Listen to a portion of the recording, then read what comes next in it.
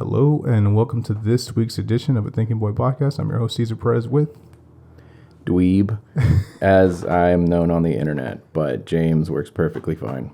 How long have you had that handle of Dweeeeb? More than 10 years. Oh shit, okay. It's an artist name that stuck when I was doing art galleries and stuff for my stencil work or my painting stuff.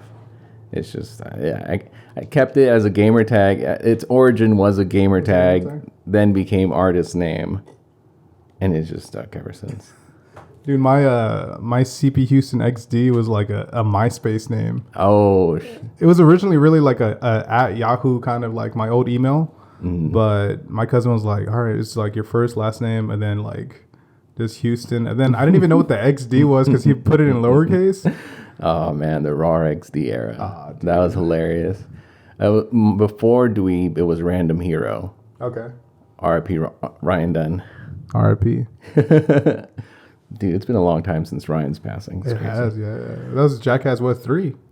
Right? 2010? You might have me beat on that. Anything numbers related. I think 2010, dude. As you can see, I'm a big Jackass fan, bro. Mm-hmm. I was peeping a lot of your movie collection, and I'm very astonished. I like a lot of your picks. I love that Drive is there, and it's in the bedroom, because Drive is so underrated. It's so good, huh? Mm-hmm. Have you ever seen The Place Beyond the Pines?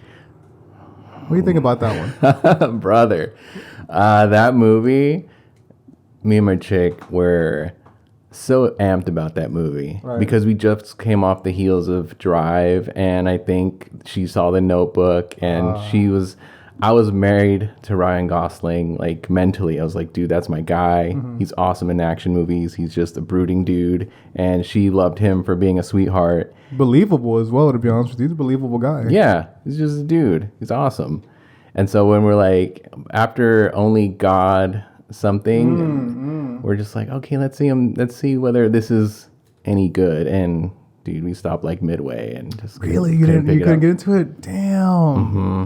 You know, I like that movie a lot, but I had watched it with a group of friends, and there are moments where I'm just kind of like, all right, this is a little much.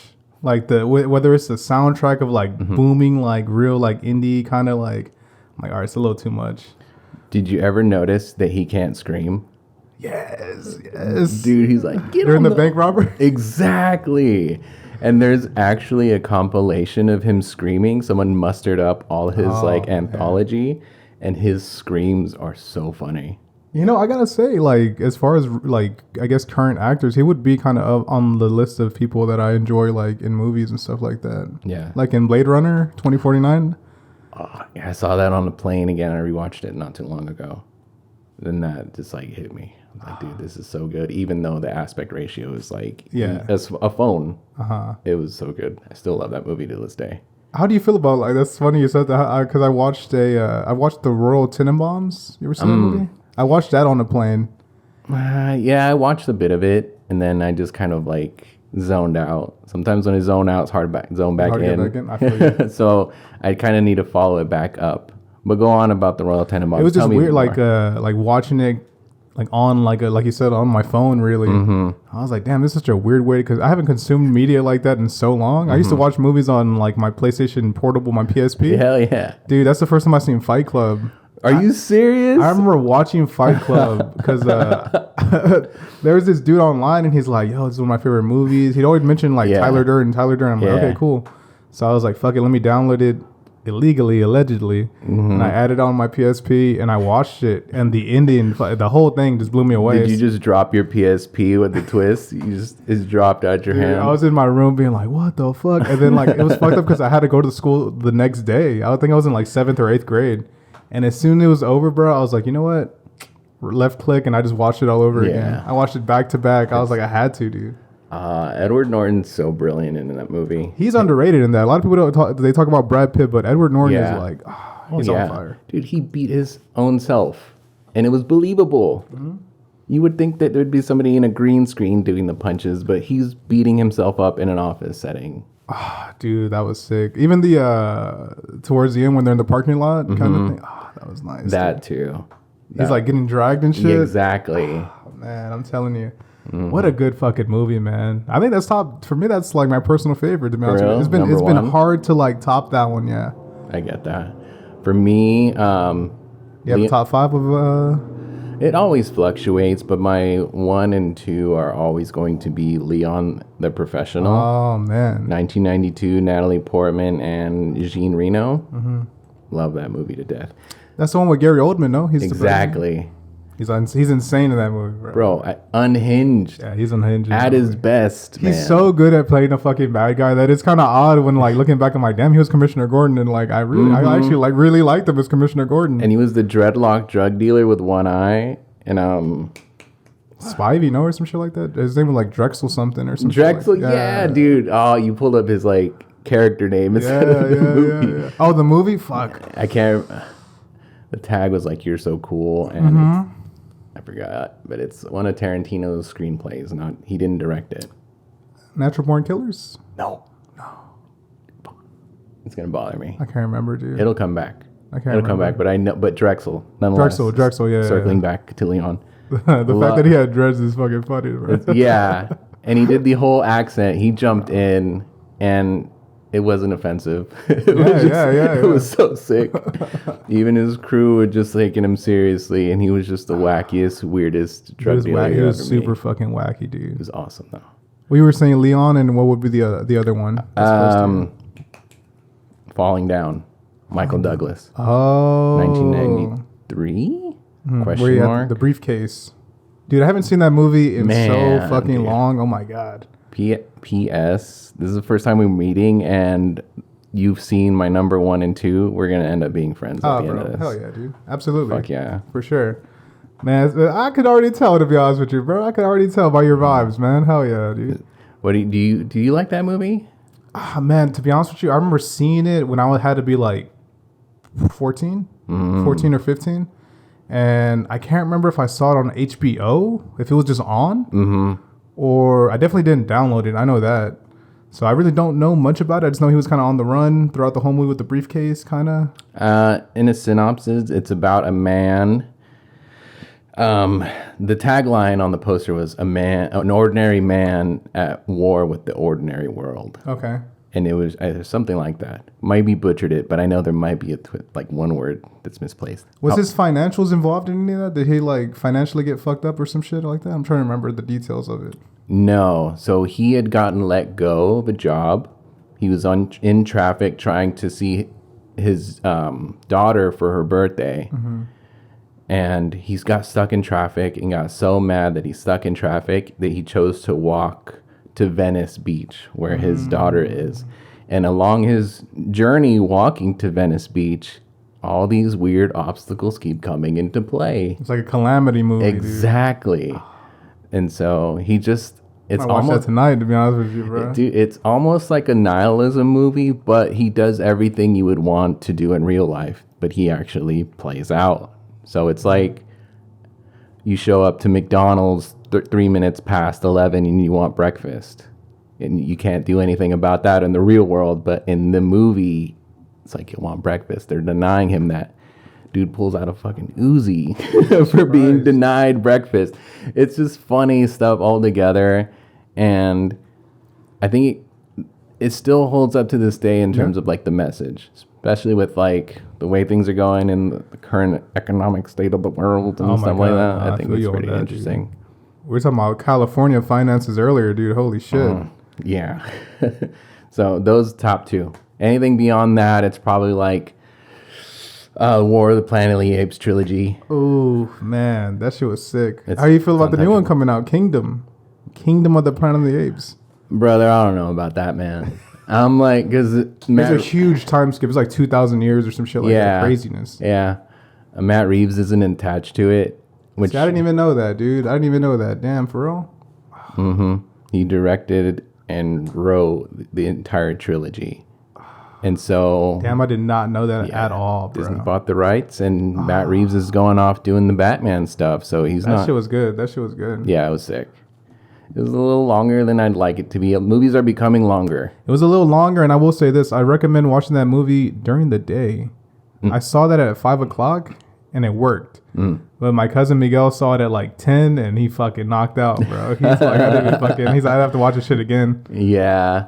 It's long in the tooth. I like it, but as I'm getting older, it's just longer movies are just keeping me in suspense for a little too long. I'm just like, dude, I gotta go to sleep. I gotta go to work tomorrow morning. And I had ended up watching Dune 2. But before that, I saw Dune 1 the same day. I didn't know anything about Dune. My friend Andres, shout out to Andres, was like, yo, we need to watch 1 and 2 back to back. I'm like, fuck it, let's go. I'll be honest with you. At the end of it, I was like, holy shit. I was so pumped from part 2, the ending of it.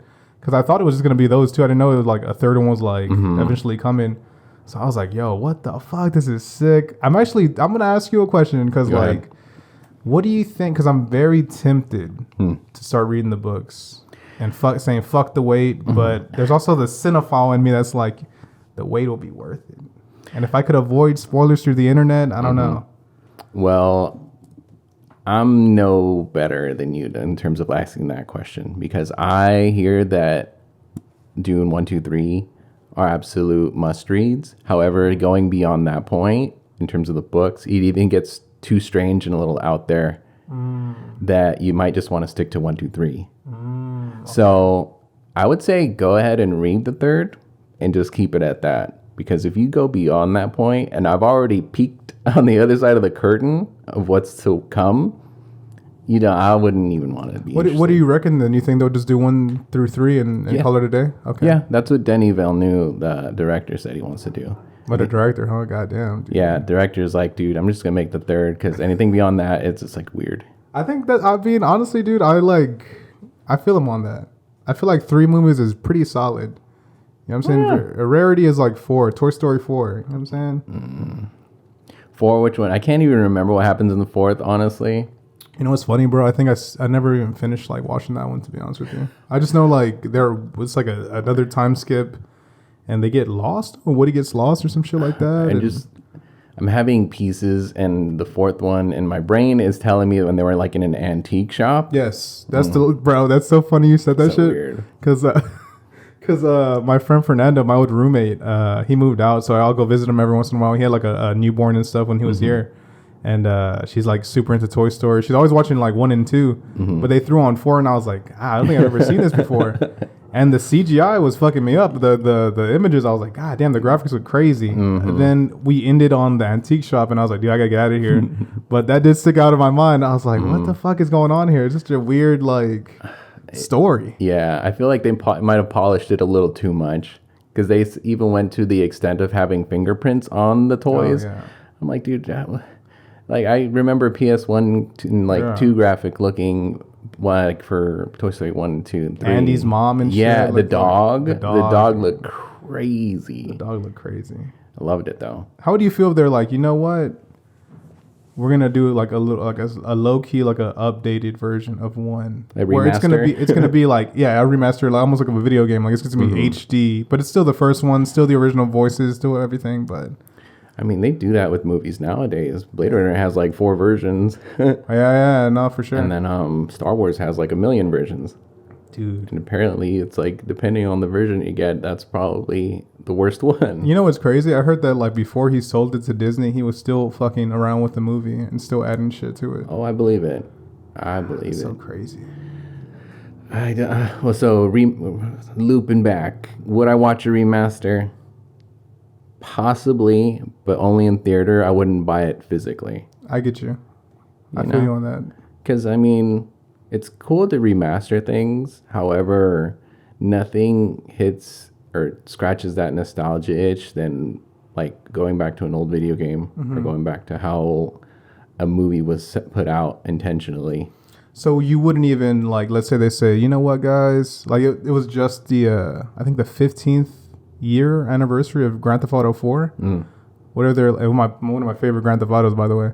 New York, right? With Nico and shit. Yeah, I love that fucking game, dude. That's the first game I ever beat as like on my own. Like, no cousins were around. It was just me during the summer.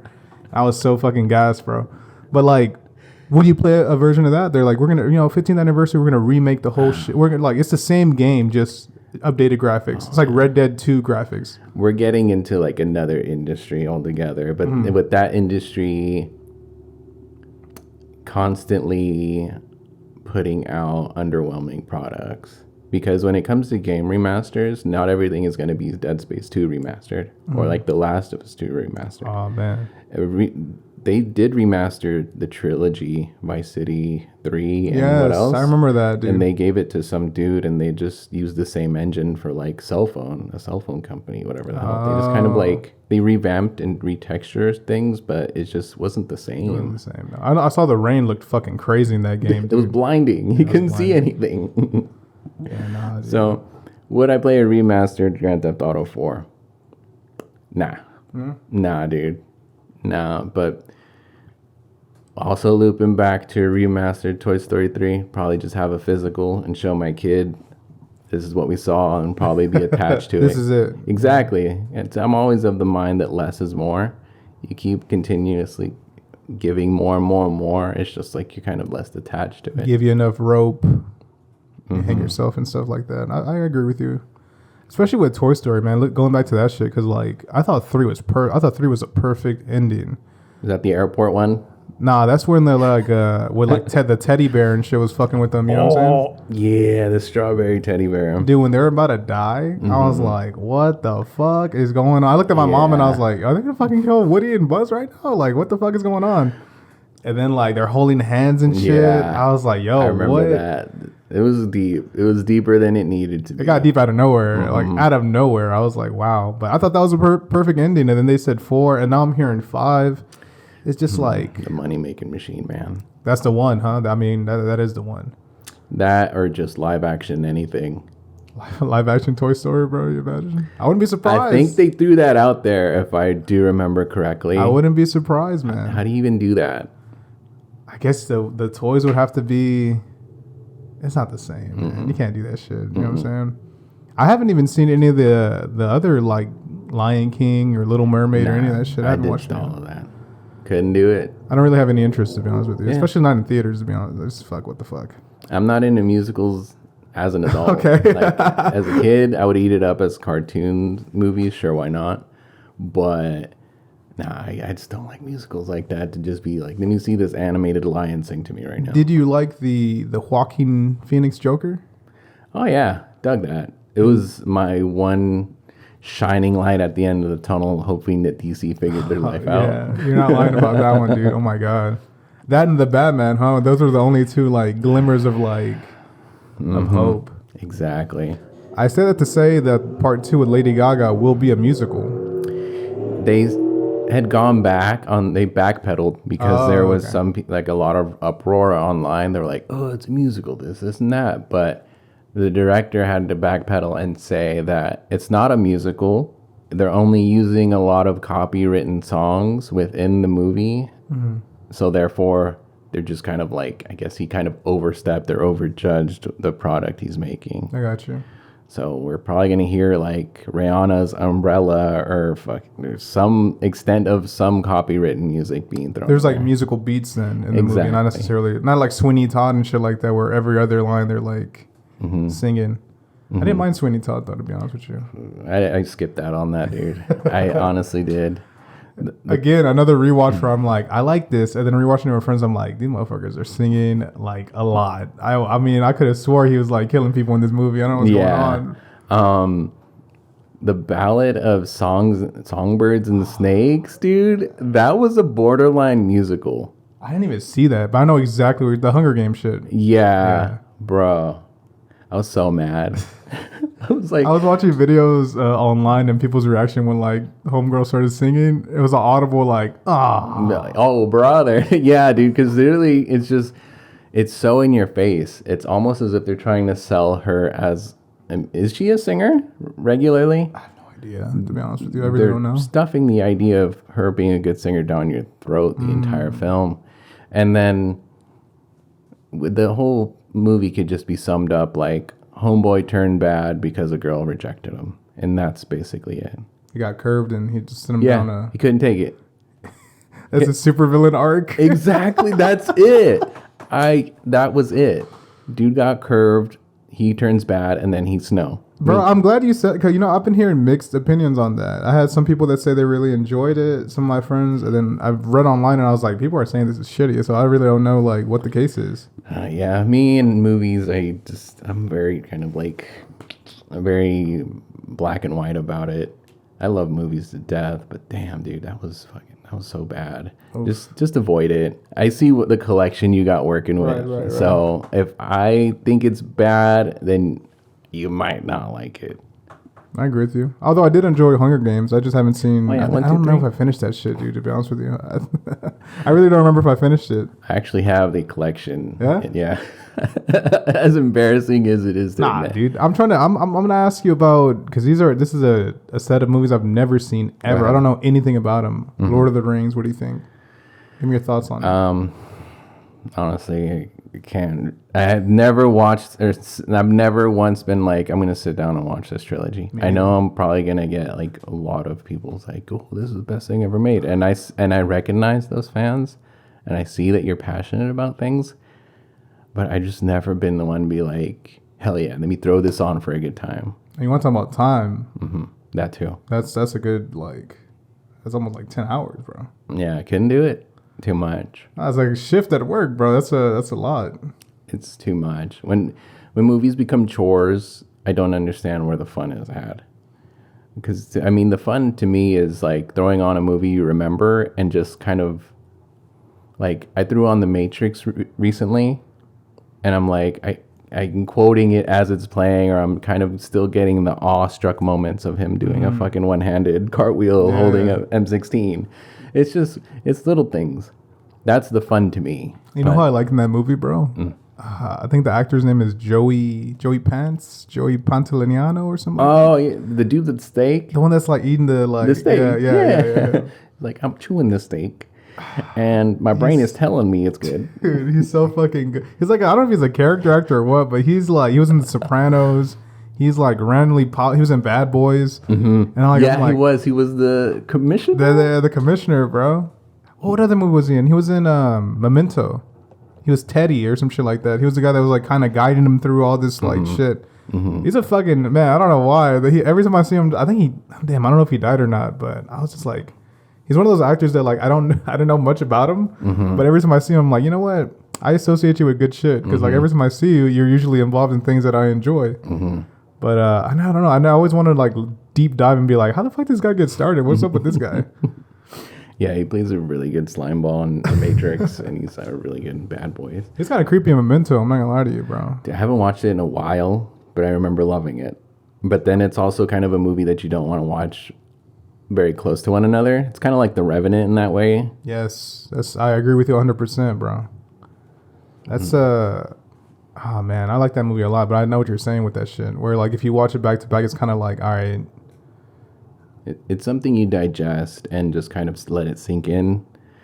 It's I don't know. Sometimes it's like a once a year thing, or maybe once every 2 years. I felt really like that with Birdman, bro. When I saw Birdman.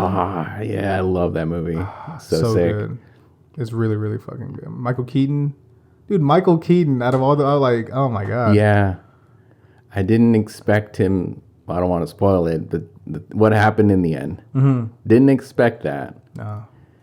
I thought he was going to just tough it out, and he didn't. Yeah. Movies like that, movies like Whiplash or like that are just like you said, they just kind of stay with you. Mm-hmm. And then you kind of like have time to like, I always enjoy like processing things. Mm-hmm. I often feel like conflicted because I have a YouTube channel and I try to review movies. Mm-hmm. Like I saw Monkey Man. I don't know have you seen that? Not yet. I think you should watch it. It's not too bad. I heard it was like John Wick, and I'm just kind of like, about it. I think there's more substance to it. Okay. Yeah, and it's more like the director Dev Patel, the actor, the guy who's in Slumdog Millionaire. He really took time to like show like Indian culture and stuff like that. So there's a different flavor in it, which might interest you. But I enjoyed it. But there's like a lot of like religious aspects to it, and I'm like, all right, I'm gonna review this. I saw it on like Thursday, and I'm like, I'm gonna review this Monday, straight up, no bullshit. Totally not review it, haven't reviewed it at all. Just because I'm like, fuck, I feel like there's like more research I need to do before doing it. My brother who stays with me now, he's just like, yeah, I'm gonna review it too, this and that. And he's like, and he was fucking up the names like constantly. And I was like, bro, you gotta get that right. He's like, what the fuck? He's like, they should know that like I'm not. He's like, I'm not Indian. You know what I'm saying? I'm just like, dude, you have to like approach it like a little more like, respectfully. Like you have to like, especially nowadays. I'm like, man, I don't want nobody to give me shit about it. So like, I really want to like do like a little dive into it and stuff. Yeah, I mean, I think the way you pronounce it is the way you should. Like, you don't want to step on toes, but you also don't want to be overly like. Yeah, overly blanketing a lot of things, trying to appease everybody. Mm-hmm. How you speak is how you speak, and whether they accept it or not is just whatever. I agree with you. I might just stick with first names, to be honest with you. The first names and no last names. Mm-hmm. But on the topic of like John Wick and Monkey Man, if it is very gun heavy, I don't know how I feel about it. I've noticed where there's movies coming out that are very much like gun fu. Oh, okay. Yeah, just like going in a room and just pop, pop, pop, pop, pop, and that's pretty much it. The less it grabs my attention. See, I think you would enjoy that then, because Monkey Man, there's like, from what my memory was, there's maybe like 2 uses of guns. Oh. And the majority of it is hand-to-hand combat. For real? Yeah. Okay, I love fight choreography. Yeah. I think the majority of it is like all that. I don't know what the gun laws are in India, to be honest with you, but I know like one of the police squads had it, and while he's like on the run, they're shooting at him. And I know like a guard that he goes against has it, and there's like a struggle for a weapon. But in terms of like just hand-to-hand combat, no. I mean, in terms of like just straight guns and shit like that, no. It's mostly hand-to-hand combat. Okay. It's like the Raid kind of. You ever see the Raid? Hell yeah. Yeah, 1 dude. and 2, Raid Redemption. Dude, Raid Redemption 2 is like... Raid Redemption is like legit like a fucking... That's a full-on movie. It's not even just action. It's like a full-on like... Almost like a gangster kind of like... Dude, yeah. That and then Everything Everywhere All at Once. They surprised me with the amount of choreography in there. That movie I love to death. But in terms of like more fight choreography, Ong Bak. Oh, I think I know what you're talking about. Tony Jaa. Mm-hmm. Yeah, dude. Damn, dude. Tony Jaa. I haven't heard that name in a minute. Dude was dropping knees on faces, like contact, and you see the dust come off their head. It's crazy. And then, of course, the older Jackie Chan stuff where they're like, no safety net, straight up he's breaking. Fucking getting fucked up. Police Story and all that shit. Mm-hmm. Yeah, nah. Love that. You know what's so funny, dude? I don't know about you, but like a lot of my Jackie Chan exposure was through like Univision and shit like that. Like just like for like Spanish channels showing his movies. Yeah. That was like I didn't even know what was going on. I was just like, damn, this is like fucking crazy. Let me just watch this real quick. For real. I totally relate to that because, I mean, growing up, that was a lot of my uncle's like background movies while we're just like kids. Like they don't care about what's being shown on the TV. They're just like, if I'm gonna watch kids, I'm gonna watch what I want to watch. So it was just a lot of like kung fu, Jackie, and just a lot of just gun stuff. And dude, that's how I got into pro wrestling. My aunt would watch us, and like she would take naps and just would not give a fuck. So like we'd watch like South Park, we'd watch wrestling, we watch like anything we weren't allowed to watch. We'd watch like during her like supervision. And she'd like wake up and just like be in the kitchen walking around like totally ignoring what was happening. Meanwhile, me and my cousin are just like glued to like whatever nonsense is going on the TV. Like RoboCop and Alien coming on too. Man, RoboCop is brutal. The first one, holy shit, that is fucking brutal. Red Foreman's going off in that one, bro. He's like on one. Dude, I loved it. The dude was melted. The melted man was probably the craziest scene that I've ever seen in movie horror and gore. The dude is just... Oh, yeah, when he gets hit, right? Well, he did, I think shoots like an acid tank and it spills on him. And he's like... Exactly, and his skin is all just dangling. This is the gnarliest thing I've ever seen. Are you into those kind of movies? Like trauma kind of... trauma movies, like Toxic Avengers, stuff like that? It doesn't hit me. I am from an artistic standpoint, because I kind of did make props and design costumes, I do see an appreciation for it and innovation and how they decide to do things and the why. practical effects. And I totally love and respect it for what it is, but it's not anything I see fun in. I don't seek enjoyment in a fake arm being cut off and like gore and all that stuff. It's a little too surreal unless it's hyper done in a way where it's fun, like the Kill Bill, or like Seven Samurai, that type of stuff. Funny, cool, but the more real you make things, the more I'm like, what is this scene in comparison to like a cartel beheading? You know, the lines get blurred to be too real to where it could be grounded in reality, where it's probably like it's more unsettling.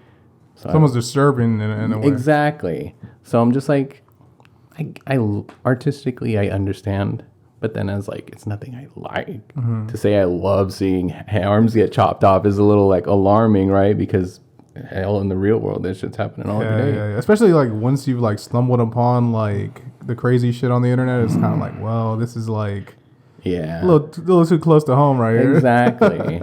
Like when I was growing up, there was like rotten.com, and that was like the XXX site that you do not want to show your kids. Don't show your kids. I don't know if it's still around. I don't even know. I have no idea, to be honest with you. Seen the craziest shit I shouldn't have even seen as a kid. I'm trying to think of different sites that you shouldn't go on. Like Live Leak. Yeah. Was it like Best of Gore or A Whole Lot of Gore or some shit like that? Dude, you're name dropping more than I know. All I know is Live Leaks and Rotten. Oh, man, I remember seeing shit from like Cannibal Holocaust and shit like that, and just being like, what the fuck is this? What kind of movie is this, dude? Yes, virgin eyes do not need to see what's going on in like Rotten or Live Leaks and all that shit. Stay pure, yo. No, definitely, bro. Have you ever seen any of the like Terrifier movies with the clown and stuff like that? See, those are so ridiculous that it's kind of like I'm almost like you were like, I appreciate like, goddamn, like I don't know how you guys did this. I appreciate it, but it's also like, it's especially the last one, part 2, where like it's almost like there's some like angelic shit going on and like other stuff like that, spiritual things going on. I'm like, all right, well now you totally like, no, I don't need to like, watch the graphic shit and be like, and take it so seriously, Yeah, I get that. It went a little bit of like Halloween, or like it took a little bit of a spiritual turn, which is kind of strange. Didn't expect that at all, to be honest with you. I had no idea there was gonna be like mentioning of like hell and stuff like that, and like I had no idea about that. It was, I think it was needed though, because if you just have an entity just existing to just do bad things, you also kind of need something to combat that, because he'll just go everlasting, just continuously doing the same thing over and over again. It's kind of like with Pennywise. He was everlasting until they finally had a reason to kind of like, they found some spiritual way to kind of end it. I think everything just can't be everlasting. There needs to be a reason to kind of end it, but also kind of like a weird reality bending situation going on, because the character is also bending reality, continuing to exist in other ways. For sure. It's just so weird to me. I did a podcast for a while reviewing movies. Nice.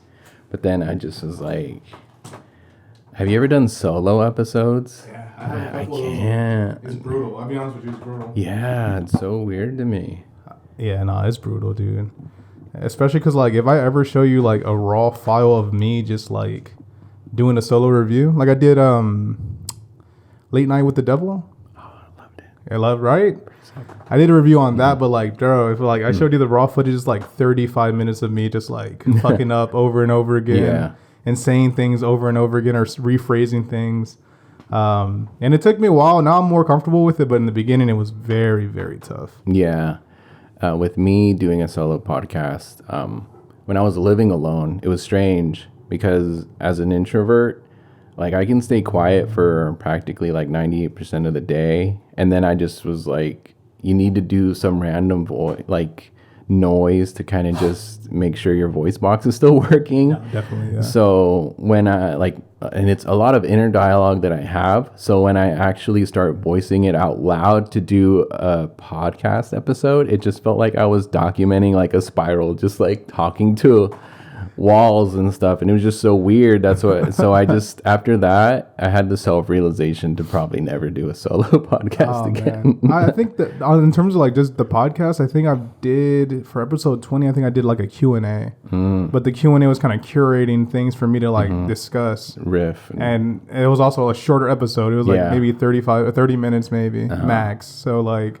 A whole fucking hour alone? I don't know, dude. Yeah. That's kind of ballsy, to be honest with you. Dude, ballsy, I guess, but it just, I couldn't do another episode. Like, I noticed I needed a different personality, kind of like bounce off of. Exactly. I'm a riffer. I riff like a motherfucker all day. Without riffing, it's just like, I'm just monotone ghostliness. Oh man, I think maybe because like I don't know about you, man, but like walking around the house or like if I'm doing things, I'm constantly talking to myself. Constantly, I'm always like, oh shit, I need to do this or that, or even me just reacting to like things I see on my phone, like what the fuck, like.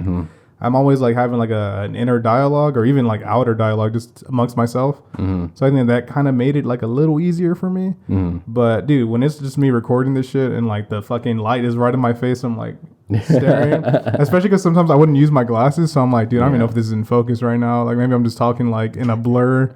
So it's just a lot of like trial and error stuff. But I completely understand where you're coming from. And how long have you been doing photography?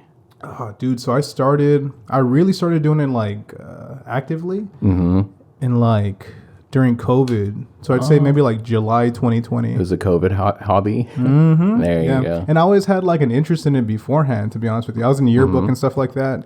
Nice. But I had kind of dropped it and was kind of like doing other things. I was trying to be a nurse and shit like that. Oh, yeah.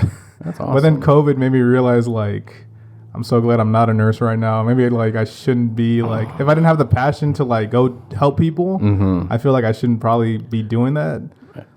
I think you should definitely pick that up again. Being a nurse? Yeah. And the thing is, the frontline workers during COVID were like, they were getting crapped on so hard. So you saw the worst possible scenario happen and unfold in a career that you were interested in. And I can get why it might have swayed you away from a career path that you would want because you just seen the ugly side of everything. The frontline workers are getting dragged. And they would constantly have like marks on their face, or they're just like, "Oh, I just saw my seventh body." I think it's I wouldn't let that knock you out of your career. I mean, if you absolutely have a passion in helping people, and I think you should see that through. I definitely think you should. I like doing it through this, honestly. You know what I'm saying? Like showcasing different people through this, or local people from like the Houston area, kind of like on this. In terms of like frontline work, I don't know, you know. I do have an interest, I will say this, in like, I still have some of my old like biology textbooks and stuff like that, or even like chemistry textbooks that every once in a while I will just dabble in just to fuck around and like read up and kind of like continue like to learn stuff. So there is that slightly there, but I don't know. The majority of my focus has been just like on this, but I see where you come from. Do people like call you to get diagnosis? Like, oh, my left eye feels a little funky. What could it be? Oh, what was it? I was trying to think. There was some shit, I think one of my roommates here, and he was trying to figure out he had like a muscle spasm or something like that. And I was going through the textbook like, dude, I don't know what the fuck like is going on. And I was like showing him stuff, and I was like, it could be that, but it also could be this. I don't know. You should go to the doctor. We have like a fucking clinic like close to me, so I'm like, just go there. Damn.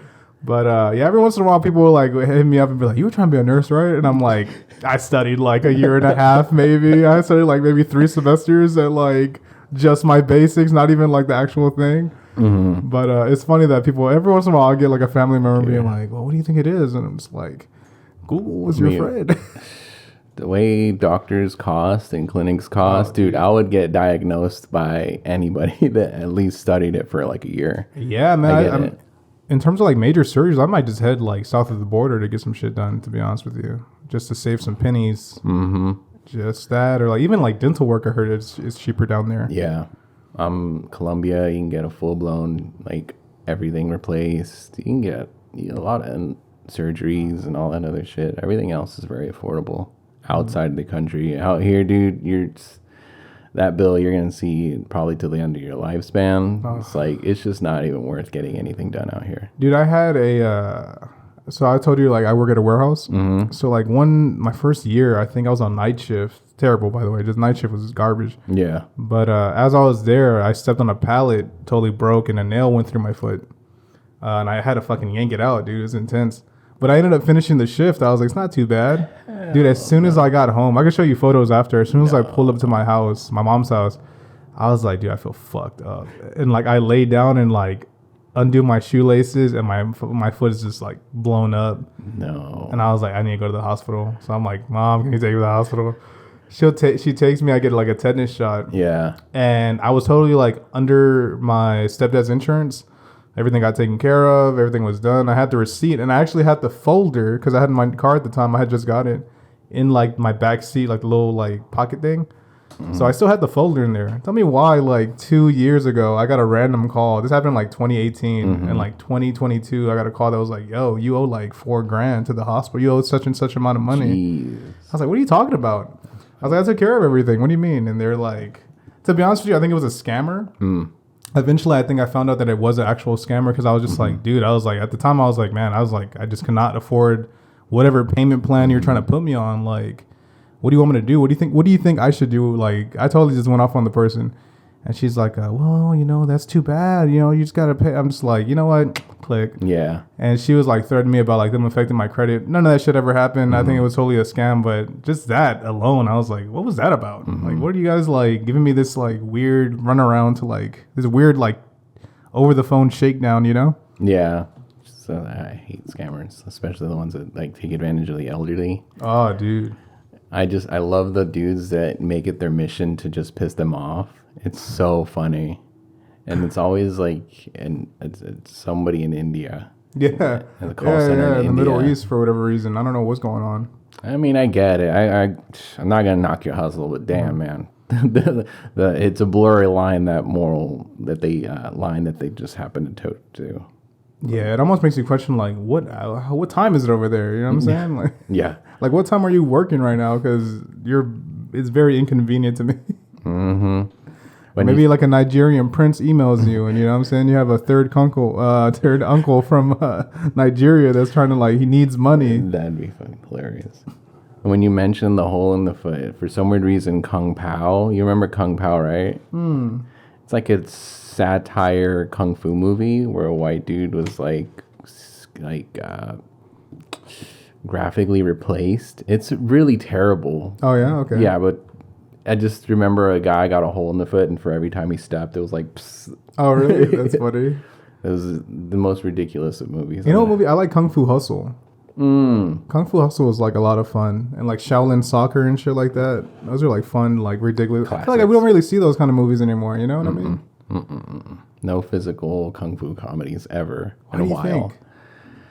Man, we're too cynical now, you think, as like a society? Nah, dude, the superhero age it lasted too long. It's on the downswing now, but it was on what's for dinner, breakfast, lunch, and dinner for the better part of about 5 years until couldn't escape it. Exactly.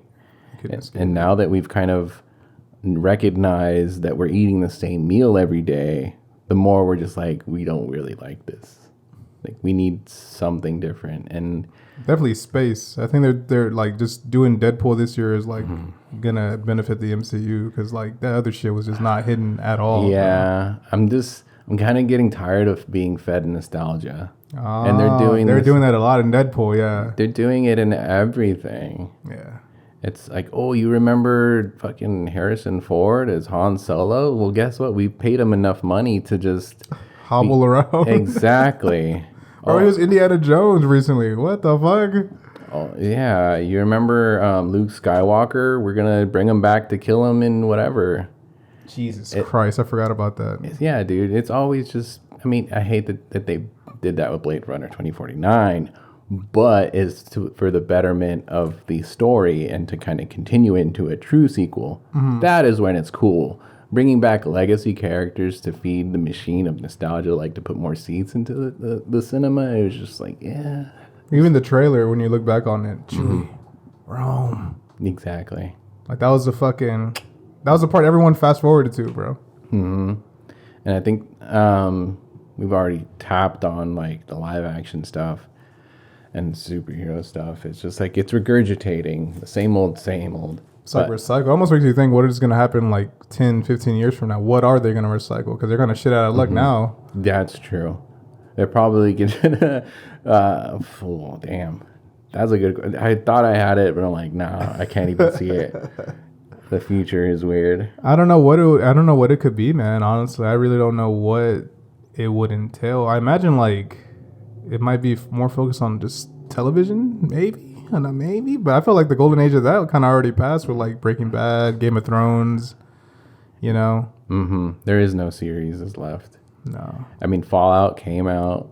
I heard that was good. My brother was watching it. He said it was like he digged it. It was fun. It was needed. The actress is like, oh yeah, it's a little interesting to me. She just has really big eyes. Okay. She's beautiful. Right, of course. She has really big eyes. I'm just like, damn. She's kind of like, was it Anya Taylor-Joy? Oh, Anya? Who I really like. She's cool. Yeah, she's cool. In Northman, I love her in the Northman. Dude, I fucking love that movie. Side tangent. I saw that movie on some psychedelics. Oh, wow. It was a lot of fun. Bro. It was a lot of fun. I bet. Seeing Willem Dafoe probably tripped you out so hard. That and like you said, Anya Taylor-Joy was fucking when she started speaking like Norwegian or whatever the fuck, I was like, what the fuck is going on? Dude, much respect to her. It was cold in the house too. I set it to like a 60 degrees in here. I was like, dude, me and my boy were just like tripping out. You wanted the 4D experience. That is hilarious. Because the girl was watching it, which I was a British, she was watching it with us and she totally just knocked the fuck out. And like eventually like as we were like fanboying, she just got up and like went to the room, and me and him were just like, he's like, dude, I gotta go fucking sleep. He's like, it's like 3 a.m. right now. I'm like, yeah, I feel you. And we just, I don't even remember what we stopped on, but we ended up finishing the movie. I liked it. I really liked that movie a lot. Loved it. I hate that they kind of CGI'd smoke to cover up their naked bodies at the final fight. But I mean, I get it. You want to keep it like rated R without getting into like the other higher like, setting. Yeah. But I just think we were so grounded up until like that point. Just like, who cares? If it was a fight to the death. We didn't care about dongs at that point. I know we saw so much brutality fucking before that, huh? Exactly. It's interesting, huh? How like the restrictions are, where we're like we could see somebody getting beheaded constantly on the battlefield, but yeah, a dick, he just can't. That's where we draw the line. You just can't have it. Exactly. Flaccid penises are just not it, dude. Dude, there's this one shot when they're like, it's towards the beginning where all of them are about like getting amped to pillage a place and they're around the fire. That back shot where he's just standing and they're just going around. Sickest thing I've ever seen in my life. It reminded me of a video game, some of that shit, dude. It legit reminded me of a video game. There's a scene where like he's already like infiltrated the village and he's like scaling like different huts and shit and jumping from hut to hut. And it looked like a fucking side scroller. Yeah. I was like, that's crazy. That dude, that Skarsgård is a beast. Oh yeah, just walking around with like a big old muscular turtle shell of a back. Dude, have you seen? He was in another movie called. Damn, I reviewed it as well. Infinity Pool. Yes, you saw it. What do you think about that? I loved it. I loved it as well. It was a little weird. Not for anything in terms of like the movie. The movie's weird because it's just weird, and the guy that did it is awesome.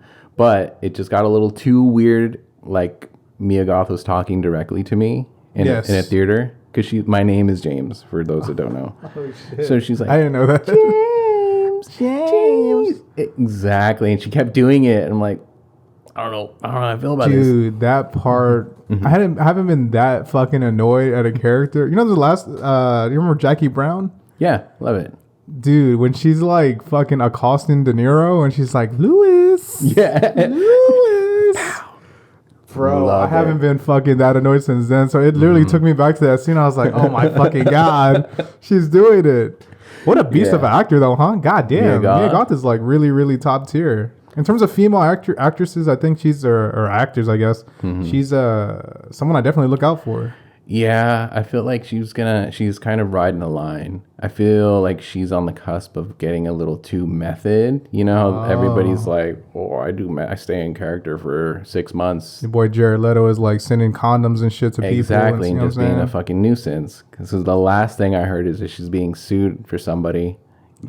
Yeah, for getting a little too in character. Oh, really? Yeah, and ended up stomping on his face. Oh, Jesus Christ. Yeah, so I'm just like, I mean, by all means, love your job, give it 100%. But when you start acting like not cool human, it's just... You think you're losing it almost. Exactly. You're losing the plot almost. Exactly. So it's like, at one point, do you kind of... How are you benefiting the movie and the crew?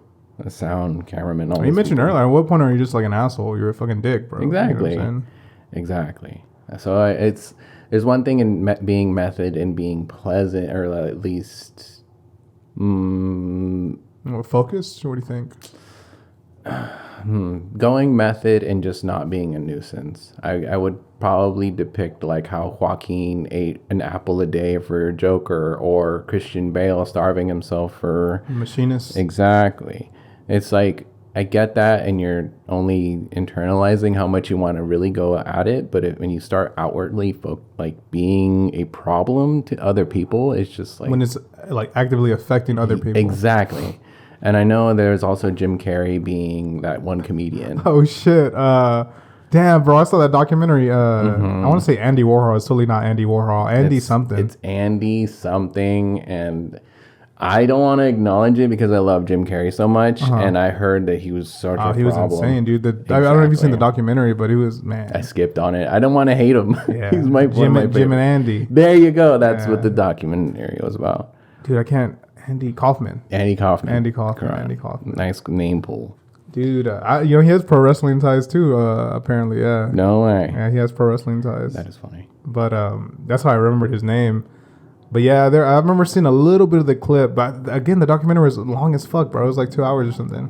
Mm-hmm. I was like, I don't know if I need to watch 2 hours of my boy being a dick. You know what I'm saying? Yeah, not much needs to be said. It's just very much that. Just Andy being like, or Jim being a dick in the name of, or for Andy Kaufman's sake for this film. And the movie didn't even do that great. That's what I'm saying. Like... I don't know. I'm trying to think of other method like De Niro was an old method actor. Oh yeah. Who never really, like you said, affected other. It was just all like internal him. It was just him. Exactly. Like he got those tattoos. Yes. In Raging Bull. Mm-hmm. He did things to himself to better the movie. So I don't know, man. Don't be a dick. Yeah, don't be a dick. General for sure. Mm-hmm. Or even like a Heath Ledger, no? Heath? Oh. He's always like... Dude, internalize it to the point where he's not here. yeah. That's what I'm saying. Like, that was bonkers. But nowadays, I don't know whether... but aside from where Mia Goth ends, I don't hear more people being a problem. Luckily. No, I mean, her Jared Leto was like the last one that I kind of like heard, like... Because even like Shia LaBeouf, I don't think was being a fucking nuisance. He was just kind of like getting tatted up and shit. Yeah. Dude, did you see what he got tatted up for? The collector, no? The tax collector. I heard it wasn't that good. Bro, it's so bad. I heard he's not even in it, bro. I heard he's not even in it like that. He's in it. Yeah, he's in it for a good majority of it, but like towards about 60% of the movie, like into it, he's out. So he got all those tattoos and hung around like actual members. Oh my god, dude! It was just why so bad. Like. Let me ask you this: Why the fuck do you think he did that? Then what do you think was going on in like Shia LaBeouf? Because he's married to Mia Goth. Funny enough. Mm-hmm. The thing is, he takes himself too seriously. I saw his John Bernthal podcast, like the episode he did with John Bernthal. I've been seeing clips. I've never seen the full episode. Yeah, and I saw Honey Boy, and I hear him out for who he is, but I know he has a lot of mental issues that he needs to iron out. But as for that movie going as hard as he did, it was unnecessary and really could have just put that in the closet, never to do it again. I understand he wants to kind of like flex his indie movie roles, right? Because Honey Boy was a thing, and he did like a couple others that are just like very indie movies. He recently did Padre Pio. That shit, wasn't he do some shit called like Peanut Butter Falcon or some shit? Peanut Butter Falcon. Something like that. Yeah, peanut butter, something with peanut butter. It was with him and a man with Down syndrome. He eventually lives out his like wrestling. Yes, thing. Something like that. Yeah.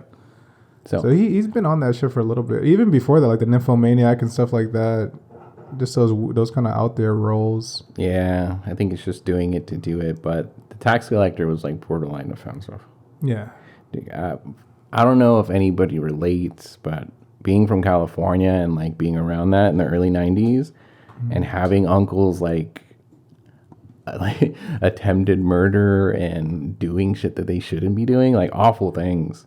And then like they are about that lifestyle.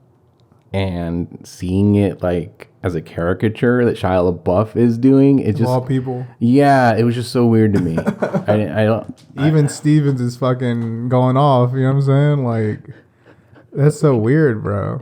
Yeah, I've had like exes of mine that like where I try to show them like a Breaking Bad and they just couldn't get into it. They're like, this is hitting like a little close to home when it comes to like the cartel and shit like that. Where they just can't stomach it and they're just like, this is enough. So I see where you're coming from for sure. I'm the same kind of ideal of when like people go dressed as cholos for Halloween. It's just like, or even like Cinco de Mayo wearing the sombreros and shit like that. It's kind of like, what are you doing? Or Taco Tuesday and shit like that. It's just no so bueno. Strange. Yeah, more queso, please. More fucking guac. And things like that. It's almost I'd like respect you more if you just said, "Can I have more cheese? Can you just give me more like guacamole?" You know what I'm saying? Like I respect you way more if you didn't even like attempt to fuck around. You know what I'm saying? It's just weird, man. Yeah. So Shia didn't need to do it. Circling back. Yeah. It's funny that you mentioned that because like that shit. I literally heard more publicity of him doing that than the actual film itself. I know he wasn't the star. I know homeboy, the other guy, was like the main person. And we don't even know his name. I don't even know his name. I don't even know his name. Which is sad. Because I honestly never seen him anywhere like outside of that. But I just watched it and was just like, it was weird. It took a weird left turn just to like end. Oh, man. But I can't tell you the details about that movie. Do you have any movies that like are notoriously like bad in your opinion, where you're just like these just did not hit at all? Like I'll be honest with you, for me, like I'm not the biggest Star Wars guy. Completely honest with you. It's funny because I know a lot of this shit. Like I know a lot of the information and the canon through like podcasts or videos I'll just throw on like to hear shit. But when it comes to the actual movies, man, I gotta say I feel like there's more bad than good. You know what I'm saying? What do you think? Well, it wasn't so bad that, like, one movie comes to mind that absolutely just flies over my head. And it's not that I find it funny that it's bad. It's just I don't get it. Maybe I'm too stupid. That's Midsommar. Oh. I just don't do it. I don't get it. Did you enjoy Hereditary? Yeah. Oh, yeah. It's amazing. You know what's funny with that same director? Did you like Beau is Afraid? I didn't watch it yet. I hear it's like a fever dream, and if I didn't like Midsommar and then he follows it up with that, I'm like kind of like, why would I want to do that to myself? I agree with you. You're on the right thinking path, to be honest with you, because like I saw that shit and I'm just kind of like, please tell me everything. Dude, it's just like a fucking. I don't really like. I reviewed the movie. I actually reviewed the movie, and I was just like, it's well done. It's well directed. Like everything edited. Everything is like top tier. It's just like the actual content is like way too out there. Way too out there. Where I'm like, I don't even know if you know what you're trying to say right now, bro. Like I really don't know what the fuck you're trying to say. You get me? Like, you could allude to shit, and I could read articles about it, which is cool. But I gotta say, on like First Impact, that shit did not like. It was long as well. I was just like, this is like way too much, bro. I feel like I'm just like I'm not gaining anything. I'm not learning anything about any of this shit. Is it putting so much on the like for you to ingest, where it's like the scope is too grand, or that the ideas are just there but not fully circled around to make sense? A bit of both. Okay. Yeah, a bit of both. Because there is a point where like I don't know if you want me to spoil anything for you. Go ahead, spoil it. I don't really care. There's a point where like he's just walking through like a forest, and then he stumbles upon, I believe, like a camp or some shit like that, a community. And there's this lady who's like reading a book or reading something, and she starts going into this like, no bullshit, like a 5 to like almost 10 minute like discussion about like, well, it has to do with his life, and now Beau's involved in the story, and now he's one of the like characters, and you see like an old version of him and other stuff. Dude, that shit lost me completely. I'll be honest with you. That's the point of the movie where I was like, I am completely fucking lost right now. And even the way it ends, bro. Even the way it ends, I'm just like, for real. The way it ends, the payoff isn't even that much. Nah, dog. That's terrible. Nah, dog. I hate that. There's like a giant penis monster.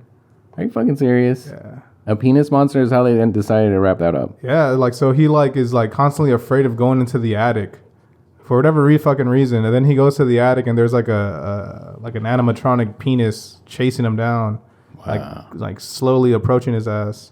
I don't even remember how he defeats it, bro. I can't remember how he defeats it. I really don't remember. He defeats it. I think he defeats it. I don't know. I just remember it ends with like him being on a boat. Yeah. And like he's just getting shit on the whole movie, dog. He's just getting shit on the whole movie, and I'm like, this isn't like, what am I gaining from this? You feel me? Yeah, I'm never watching it now. I'm never watching it if that's the case. I honestly feel like you should just read like spoilers on that shit. You're better off reading like a Wikipedia page maybe, but like to actually like watch it, me personally, I just couldn't gain anything from it, bro. So all right, next question. Seeing all of Ari Aster's work. Basically. I even seen Something Wrong with the Johnsons. I even seen that one. Loved bro. it. It was so crazy, sick. crazy. I constantly send this to my friend Joshua like every Christmas. I don't know why. I always fucking around and send it to him. It's awesome. Very well done. But now that you've seen all of his collection, do you think he's on the road of like an M. Night Shyamalan where it's like he's peaked at his first two? Is he continuously on the downswing? Oh, shit. That's a very good question, bro. Damn, that's a good question. Because Hereditary was hard, and even the Johnsons one was like fucking, for what it was like, yeah, for what it was crazy. Mm-hmm. And then Midsommar, see, I didn't hate Midsommar, but I agree with you. I prefer like a Hereditary. Mm-hmm. I thought Midsommar, I thought that did like, it had more good than bad for me, but I see what you're saying. And then Beau Was Afraid, I just couldn't fucking get into that at all, man. Do you think he has another winner? You think he can bring it up? He needs to be more grounded. He definitely needs to be more grounded and like more like, he just needs to be more grounded. I think him fucking around with like, because Joaquin's good in it, bro. It's not even like he's being bad. Like he delivers like a really good performance. It's just like, it's just a mess. And it's weird, bro, because like when it comes to like other art, I enjoy messy experimental things. Like I like Death Grips. I like a fucking JPEG Mafia. I like like noisy music. I enjoy it. But I don't know if it's a visual thing or what, or me being like having some kind of direction artistically. I was just like, it's like a fucking mess, bro. We gotta like, focus it. Yeah, you just gotta like hone it in and like, I don't know. Just like I said, I think being more grounded would benefit him a lot. I think he has a movie coming out like next, no, or relatively soon. I haven't kept up with him, dude. I got you. But the thing about me with Midsommar is that those that preach it and hold it in high regard, I feel like those are the ones that are kind of look at Jackson Pollock paintings and think that tells them everything they need to know about the universe. Like, I don't see the deep meaning, and nor do I hold a fake deep meaning of what's happening in the screenplay, and don't really like praise it for such, as in high regard as they might do. I don't get it. I think it's more abstract, like expressionism lovers that want to hold it so high that it's possibly beating Hereditary, Oh shit, like, damn. So I that's how I equate it to. So to me, I don't see the meaning of it, but others like love it to death, and I just don't get that. To me, there's definitely more there than there is like with Beau Was Afraid. Beau Was Afraid, man. Like I really could not connect to that movie. And I had friends that I've seen it with, like my friend Eric. He's like super into it. He's constantly like, well, not nowadays, but like when we first saw the movie, he was like trying to break the shit down. And I'm like, that's cool, man. But like, I don't know, dude. Like I feel like I should get some shit. Like this, like a little off topic, but like, did you like Tenet with Christopher Nolan? It was all right. See, I actually enjoyed that movie. Yeah. I didn't mind it too much. I actually I thought I got it. Everything they like. What's the word? I submitted to the movie in terms of like accepting the things they were like giving me. Good word. And so it hit for me. But I was also reading reviews that people were like, "Yeah, I don't get it," or "This is like." But I thought it was well done. Yeah, I I like that it didn't like beat you over the head or try to make you feel dumb with explaining these grandiose ideas. At the end, there was a payoff and it all kind of made sense. And then there was also kind of theorizing whether that kid he saved at the end was Robert Pattinson in the long run. So I mean, it doesn't beat you over the head. I think it presented good ideas with a good payoff, but also kind of like tip of the hat of explaining why things are unraveling the way they are. See, and that's where I give a movie like that like points, and I don't give Beau is Afraid points, because like I give that a points because like it came out, it was like a different movie. It's not a typical like like McHollywood kind of movie, and it set rules and it for the most part followed the rules.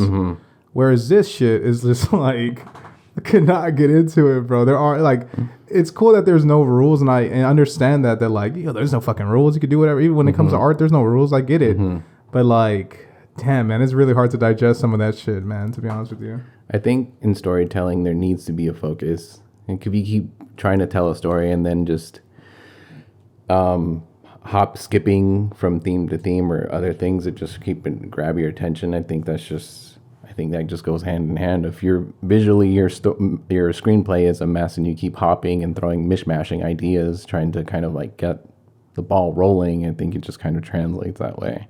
And you just lose yourself. Exactly. You kind of lose yourself along the way. And the viewer.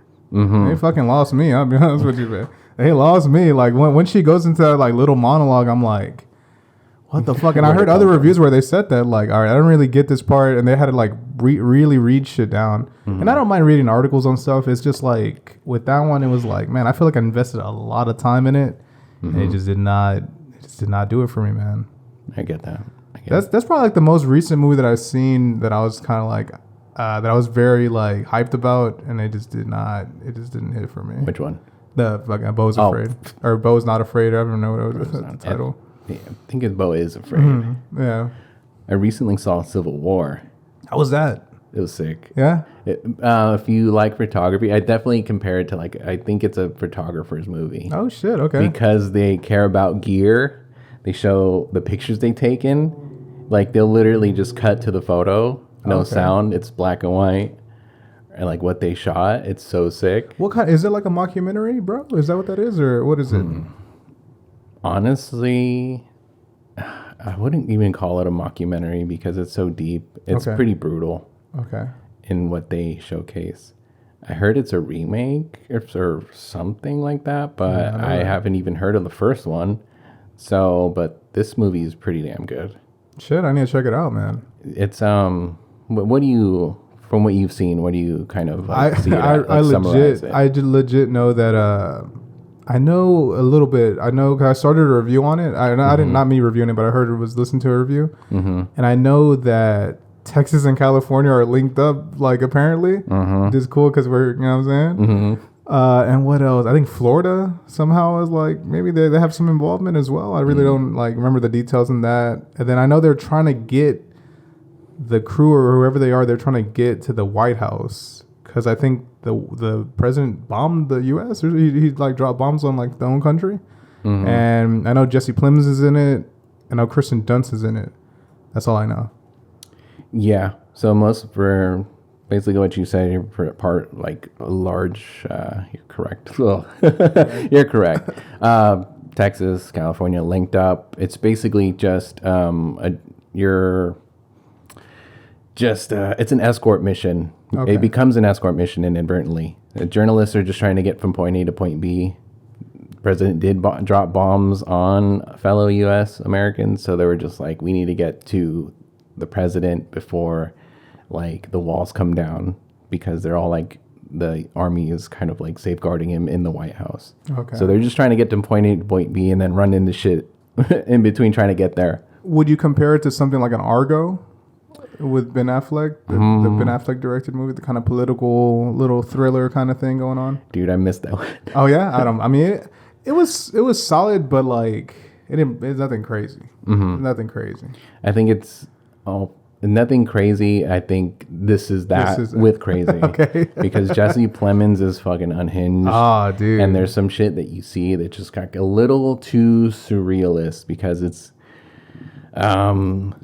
kind of the weird way the world is kind of sitting in politically. It's kind of like, that's the only thing that makes it scary, is that it's grounded in reality that makes it feel a little too close to home. And the timing of it, the timing of it is interesting. It's a standout. It's definitely worth watching this year, because as of recently, not a lot has come out where it's very attention grabbing. I mean, Dune 2 dropped like a nuclear bomb. I love Dune 2. I love Dune 2. Holy shit, so dude. Sick.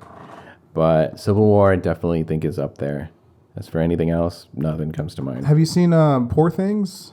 Poor Things. Wait. Oh, the Emma Stone movie? Missed it. Oh, you should watch it. Is it a musical? No, it's not. It's not. No, it's not a musical. It's definitely weird, but it's definitely better than Beau's Not Afraid. Beau's Afraid. Like it almost reminds me of like old school Tim Burton. Oh. Kind of like Tim Burton, but more like mature and more like artistic. I don't know if that's it doesn't lose itself, if anything. The first time I saw it, and a lot of the clips that I did see, it gives me Sucker Punch vibes. Oh, damn! I haven't seen that movie in a minute, bro. Yeah, that movie it sticks in the back of my brain for all the wrong reasons, because it's just like, it's such a weird movie. I get the meanings of it, but that is a weird movie. Yeah, but coming off of Watchmen as well, that was really weird. That was a really weird choice. I don't know what the fuck he was thinking with that.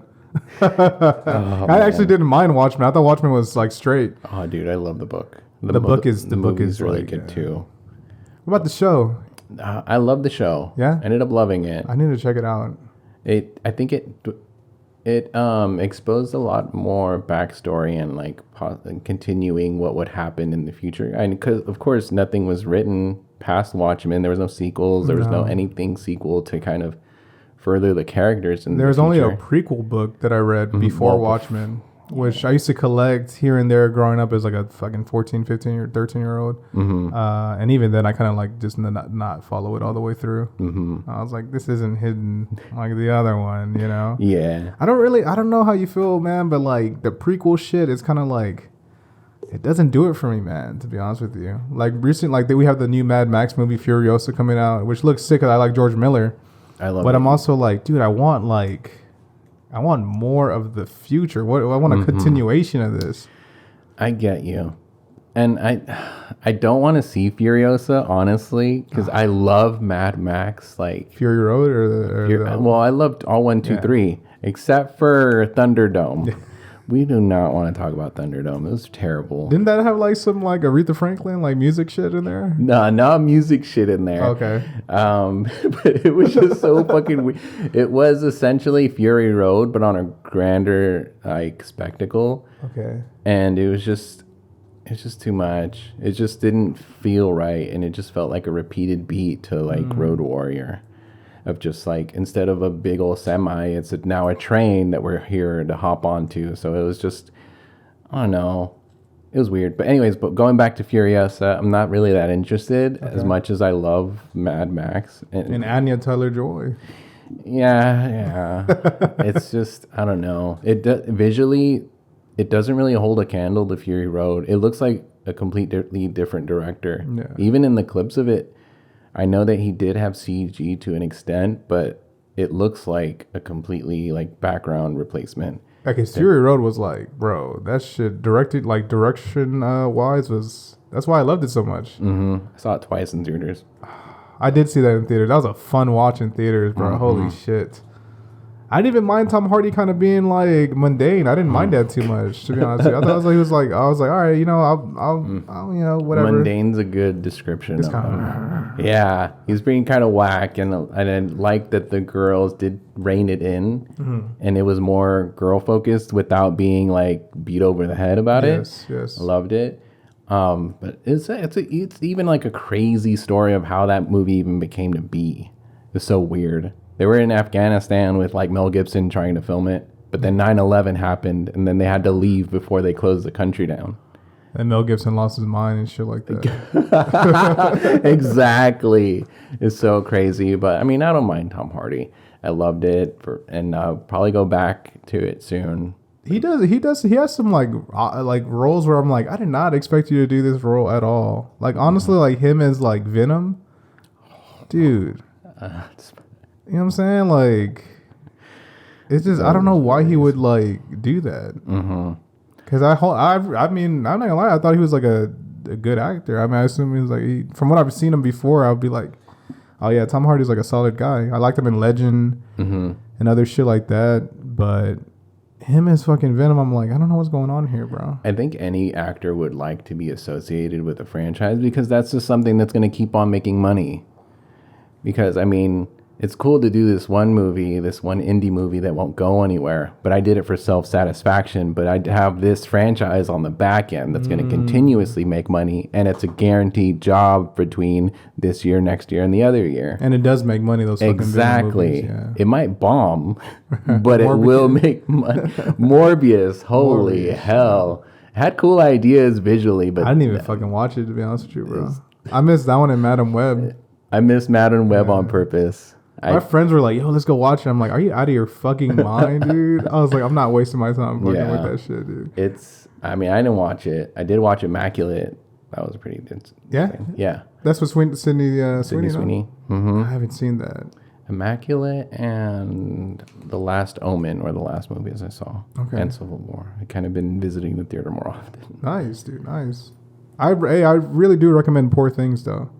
Yeah, I seen a lot of Oscar buzz that it did get. I might just have to force myself. Emma Stone's is really like, man, it's really her movie. She just is going off the whole time. She's been choosing solid banger after banger for a while. Nah, for sure, dude.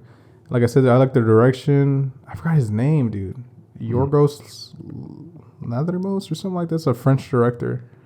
But he's really dope. He does some interesting shots too. He has some like almost like peephole shots randomly, and it's a lot of like how do I describe it? It's like shit, dude. It's like some of the shots in the movie are done with a lens that I don't even know what kind of lens it is, but it's really, really like interesting. Especially, well, I don't know if it's in theaters anymore, but seeing it in theaters was like really dope. Oh, that'd been crazy to see. I did see like a fisheye clip. Yeah, that's what I'm saying, like bro. The gnarliest look. Imagine that on the widescreen or like IMAX would be probably blow your mind. It was nice. I saw it in like theaters. It was pretty cool. There's a lot of sex scenes in there, bro. I'm not gonna lie to you.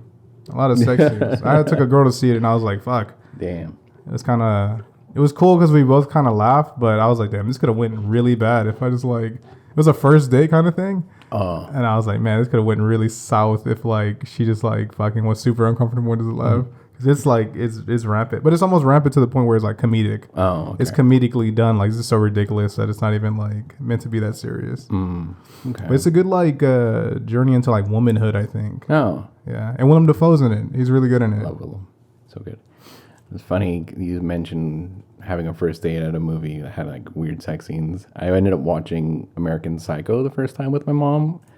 She's like, "What the fuck are we watching?" I'm like, "In theaters?" No. Oh shit. Okay. We were at home, and I was just like, I bought it just because of like groundswell. Yeah. Next thing you know, mom's here and we're watching it, and she's like, "What the fuck are we watching?" This is the weirdest time ever, but we got through that. I really wanted to ask because, I don't know, it seemed to me like we just mentally linked into cinema. Go ahead. All right. What do you feel about 4D movies, like 4DX movie theaters, where like the chairs are shaking, rumbling, the scents are getting sprayed in your face and water and such? How do you feel about that? To be completely honest with you, like in terms of the chair shaking and shit like that, I don't think I've ever seen a movie like that. I've never seen like a 4DX movie, but I have been to like, I don't even know if they're amusement parks or parks where like I've watched like a movie and like you said like mist will come down, and other shit like that, or you have like a scratch and sniff kind of thing going on. But I was honestly like a child. I was like 10 or 11 when that shit happened, so I wouldn't be against it. I don't know like how sustainable it could be though. You know. I kind of felt like that with 3D as well. Mostly because I have glasses. Yeah, so glasses on your glasses. I was already kind of like, this kind of blows in general. Yeah. So I never really got into the whole 3D craze. I remember my mom was like really into like, we need to get a 3D TV. Yeah. This is the fucking future. I got one. Yeah. Dude, those might be like, if you want to flip them, that might be like a little, could they be any value there? Because like, I don't think they make those anymore. No, I don't. I think they kind of phased them out. Shit. I came with glasses and too. So if I have like a Blu-ray 3D movie, I think I have War of the Planet of the Apes in 3D. Blu-ray. Okay. So you just throw those on. It's pretty fucking chill. Avatar really like pushed that shit to the max, didn't it? Yeah, it was it was the spearhead. Harold and Kumar 3D. Everything was 3D. Even like My Bloody Valentine 3D or Saw 3D. Yeah, I remember like for those R-rated ones, like Harold and Kumar, we snuck in. We were like 7th or 8th graders. We snuck in, and the like place where you recycle them, we fucking got them real quick. And I think we bought tickets to see like Tower Heist with fucking Eddie Murphy and Ben Stiller. Oh, we're like, fuck that. So we got there and like got them real quick, and then like some mine had like smudges on them. I was like, what the fuck? And we just watched a movie like that, bro. Jackass 3D. Jackass 3D. That was like a lot of juices flying at you. It was crazy. Dude, that's like an inside joke. I don't know why. I don't even know how this started, but like my friend Eddie, he's I love Eddie so much because he's fucking funny. But he's one of those like hood funny dudes where like he's funny amongst his friends, but like if you saw me, you'd be like, damn, that guy's kind of like a hard ass. But like when we were like teenagers, he'd always bring that up. He just randomly, like we'd be playing Smash Brothers or anything, he'd be like, Jackass 3D? Like just like periodically bringing it up to get like a laugh from us. So like to this day he'll bring it up, bro. I'm like, dude, shut the fuck up. What are you talking about? Man. I don't know. I have like those memories. It's just when you mention 3D movies, it's just like it opened the door. And I don't think people were like really like nowadays realize how big that shit was, dude. It was being pushed constantly. In fucking Happy Meals, you'd get like little 3D glasses and stuff. It was, I don't know, man. It was just like another format leap that they were really trying to make happen, kind of like with Laserdisc. And it ultimately didn't work. But going back to 4DX movies, I don't know. Till this day, I haven't experienced it, but I did see footage from somebody watching the Kong movie, the recent one. Oh, shit, okay. Bro, their fucking chairs are rocking and rolling. They're moving. Yeah, they're moving. Crazy. I think it to the point of being like too much. I don't know if I can ever do it after witnessing that. I don't know. I might vomit, to be honest. Motion sickness or some shit, maybe. Dude. Yeah. It'd probably be a big motion sickness warning. But I remember seeing a clip of Kong landing, and you're just like, fuck.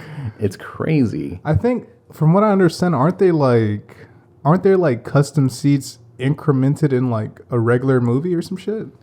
I don't know. The lights were off. I couldn't. I'm thinking like, cause I'm trying to think. I think we were talking about buying like tickets to see something in 4DX or whatever the fuck. And I remember seeing that like the chairs in the middle section was those kind of like chairs where you kind of like are strapped in and moving around and shit. And then the other ones aren't, because I can't imagine like all the seats being fucking 4DX. There's no way, no. Like realistically, I feel like you'd fucking bump into like your neighbor or some shit. I honestly don't know. I've never walked in. I've only saw it from that clip, and I'm like, dude, I'd probably never watch that movie like that. Let me ask you this. What do you think about the whole like cinema grill, cinema bar kind of thing? Motherfuckers walking in with like burgers and shit, handing it to you. Dude, I call me spoiled, call me what you like, but I'm a sucker for Star Cinema. Yeah? Yeah, dude. I don't care. The food's good. I saw BVS there. I saw Batman vs Superman at like a Cine Grill kind of thing, and it was fucking sick. I'm not gonna lie to you. I was like, dude, it's pretty cool. So Star Cinema is essentially like that's where they pass out things. Exactly, they pass out things, but I think they're a little more elevated. The seats recline. They're not sitting in like office chairs that roll around. Exactly, and everything is very stationary into the ground. I felt it was a little weird seeing Cinema Grill like with rolly office chairs. It was just like a little too weird. A weird setup. But Star Cinema, like good chairs, they all recline, and then you get fed. It was that's literally me and my girlfriend's favorite. And the food isn't bad.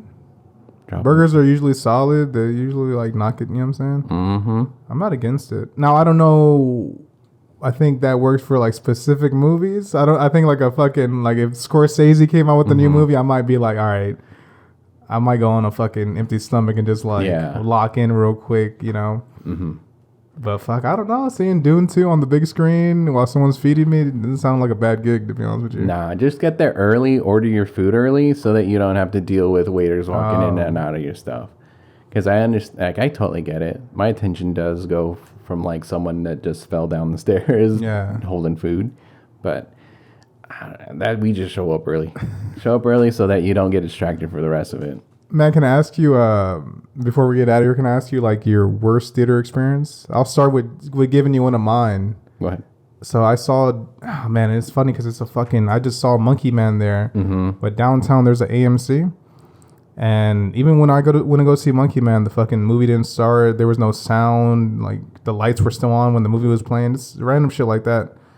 But before I had saw Ant-Man 2 and the Wasp or whatever the fuck. So it was like me and my girl at the time, we were watching it, and at that time it was like, bro, we were like locked the fuck in, like Endgame hadn't came out yet, so I was like, dude, we got to see all these.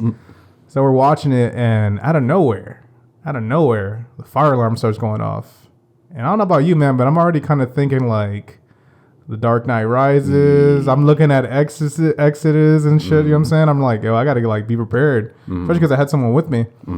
So I'm like, all right, just follow me. Like, we'll go, and we're in the front. And lo and behold, I think someone either pulled the fire alarm or something happened to where like the movie thing just stopped. To this day, I never finished that movie. But I remember I was just waiting outside, and they were being like real, like, yo, y'all guys get out of here. You guys gotta have to like exit the building. And she had to use the restroom, so I'm like, fuck. She's like, all right, I really have to go. So she just kind of went. And I was like, all right, I'll be right here. And dude, I felt so bad for like the theater people because they were outside and like it's a mob just surrounding them. Like, what the fuck happened? What do you think? What's going on? And Homeboy was like, I'm gonna give you guys this like meek dude was just like, I'm gonna give you guys some vouchers and you could use these to see a free movie. Dude, I'll never forget. There was this one guy with like he had like a hot dog, a bucket of popcorn just in his hand, and he with the straightest face, bro. It's just like, what about my food? Do I get a refund on that?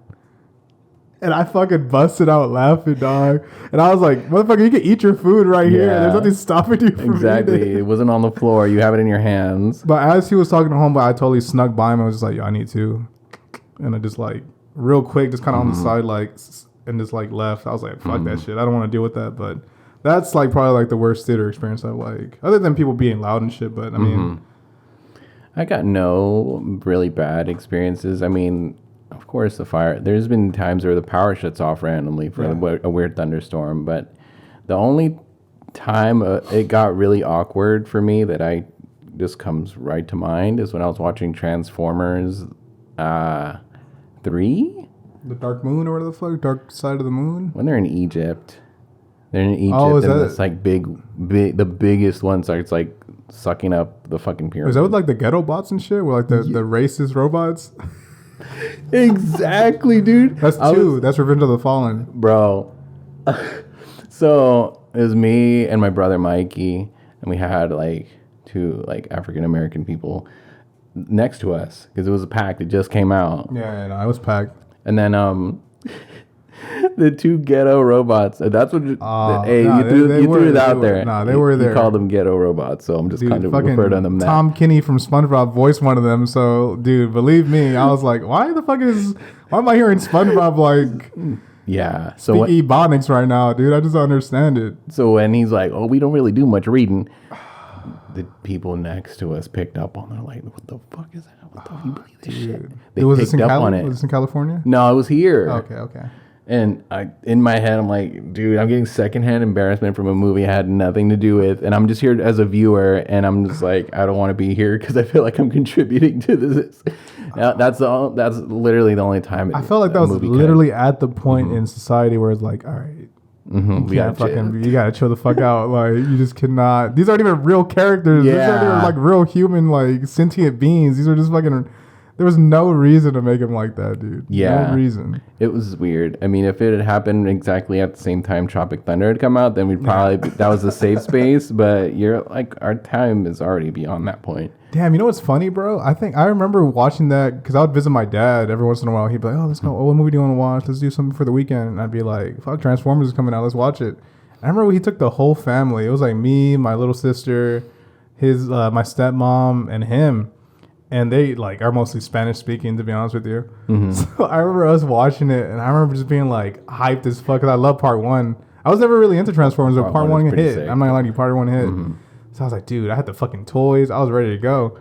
And we're watching it, and that was like one of my youngest memories of like recognizing that something wasn't that good. And I remember just being in theaters, and like as we were walking out, they're like, oh, está bien. And I was walking in, and he went to use the restroom, and I was like, that kind of fucking sucked, bro.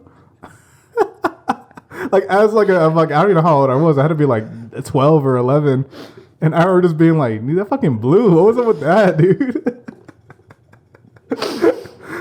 And even my stepmom was just like, what the fuck was that? Like, that was kind of weird. That was like a weird movie. Yeah, it was. And then especially when he's like, I am behind or underneath the enemy scrotum. Like, it's like really on. Yeah, dude. And all the ass shots of Megan Fox, but I didn't mind. But like, Jesus Christ, like I have like my whole family right next to me. Like, it was just so fucking weird. It was like the Ebonic robots, the peed on, the scrotum jokes. It was just so those movies kind of lost me after a while, dude. Oh yeah, I stopped. I think part 3 is like the only one that I like remember watching at home. I didn't even go to theaters to watch it. Dude, I haven't followed up with any Transformers movies. The ones with Mark Wahlberg, I remember were just fucking long. I remember we were gonna go see it one day, and I was like, dude, fuck that shit. I was like, it's like almost like 3 hours. I don't want to see that. Like, it's way too fucking long. Yeah, I got a bone to pick with Mark Wahlberg. Oh, you don't like him? Nah, dude. I don't understand why people like him now. So you don't like that he? I mean, for those who don't know, he said that like if during 9/11, he said if he was on the plane, it wouldn't have gone down like that, bruh. He did fucking say that. I don't know what the fuck he meant by that. I don't know what he would have done, but Marky Mark, that motherfucker on one, bro. I don't know. Well, aside from that, the dude just has a long, crazy, racist, homophobic rap sheet that no one talks about, and yet they just kind of skim over because he apologized. But the dude was doing the craziest stuff that he should be. Yeah, I mean the whole he beat up an Asian. No, that was the an Asian dude apparently to being blind, like blinding him in one eye possibly. But then the dude later admitted that it was due to him being a soldier in the past. But he also like chased people of color down, throwing rocks at them. Then finding he's from Boston. No, he's from like Massachusetts and shit. Somewhere on the East Coast. Yeah. But then he's also like to omission saying he would go find gay people just to beat them up or people of color, this and that. Just to fuck them up. Exactly. That's Dude's insane. Rap sheet is insane. And yet he goes and does like a movie with Kevin Hart or like anybody. It's just insane to me. So, and no one bats an eye. No one ever brings it up. Damn, that's true, huh? I don't understand it, but he's whatever, man. Whatever. Fucking hell. He's in Ted, bro. That's he's in everything. He's the lovable guy in the other guys. You know what I'm saying? He's the lovable fucking goofball that's like, I don't really get it, to be honest with you, with Mark Wahlberg. The only movie I really enjoyed him in was The Departed. And even then, he wasn't like a focal point in it. You know what I'm saying? Departed was a really good movie. Good call. I'm saying, dude, I fucking love that movie, dude. It's so, I'm so glad we're talking about this because I feel like I don't really talk about this about people, but like, I'll tell you, man, in like my senior year of high school, I fell into a rabbit hole with that movie. When I was watching behind the scene docs, I was catching shit. I had the fucking, I don't know if it was a copy of the script, but I had some version of the script on my fucking like laptop that I was going over and reading in school. I don't know what the fuck it was about that movie. That shit hit. That shit hit me, man. I really enjoyed that movie a lot. I really hold that movie to like high esteem. Definitely top 5 for me, bro. Top 5. What's number 1? I'm gonna give you my top 5. Yeah, go for it. No order. Okay. You know we could do an order. Fuck it. So number 1 for me has always been Fight Club. I think that's gonna stay for a little bit. Number 2 would be Eternal Sunshine of the Spotless Mind. I really enjoyed that movie, man. Just like a unique, creative movie that I don't really see like that often. And then I'd say Departed, Goodfellas, and this is gonna be a fucking cheesy one, bro. But I'm not gonna lie to you. Theater experience alone, I'd go Endgame, Avengers Endgame. It fucking blew me away, man. It blew me away. And yeah, that's a pretty good, solid one. A lot of good cinema in that. Thank you. That's a really good lineup. I mean, I don't know if I can force 5 right out the gate. No, you don't have to rank them. No ranking. You had 2. You had 2 earlier. Well, Kill Bill, number 1. Oh man. Now, do you view them as? Nah, because it gets a little too fantastical in the second. Especially with her master like jumping, backflipping, doing all like standing on swords and doing a little too much. I forgot his name. I know exactly what you're talking about. Yeah, the dude with the beard, wisps it and everything. I forgot about this shit. Yeah, Kill Bill 1, perfect. Damn, Inglourious Bastards. It's a fight between them two. Okay, so hold on. I gotta count me. It's Leon falling down. Falling down. That's through Kill Bill went in there. All right. I got 2 more.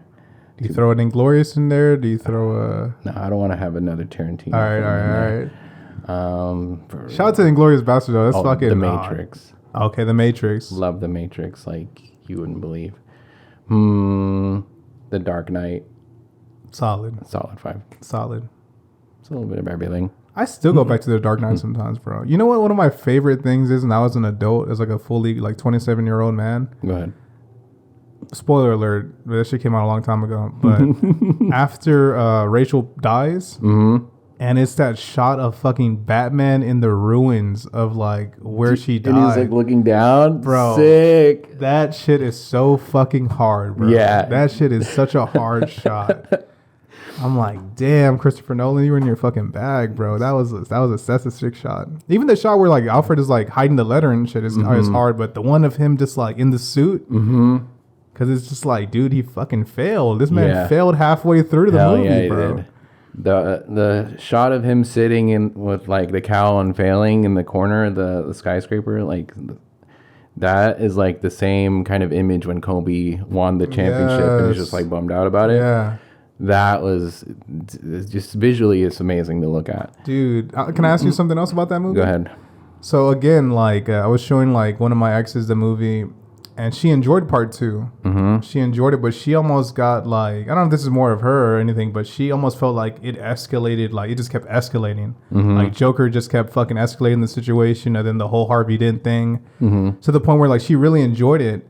But she almost enjoyed Dark Knight Rises more. Like at the end of Dark Knight Rises, she was like, man, that's a really good movie. And I was like, really? And she's like, yeah. I was like, what the fuck? And she's like, yeah, I really enjoyed that. I really enjoyed that movie. I was like, damn. I was like, you like it more than Dark Knight? And she's like, I think I do. Wow. And I was like, wow. I was like, you're kind of blowing my mind right now. I was like, I see the angle you're coming from, but I don't know, man. Dark Knight's pretty fucking solid to me, man. Yeah. I don't think Dark Knight Rises it did up the ante in terms of how much of a threat he was. Because the scope was crazy. The budget was out of this world. Blowing up the bridge, all that shit. Blowing up the bridge, blowing up a damn plane.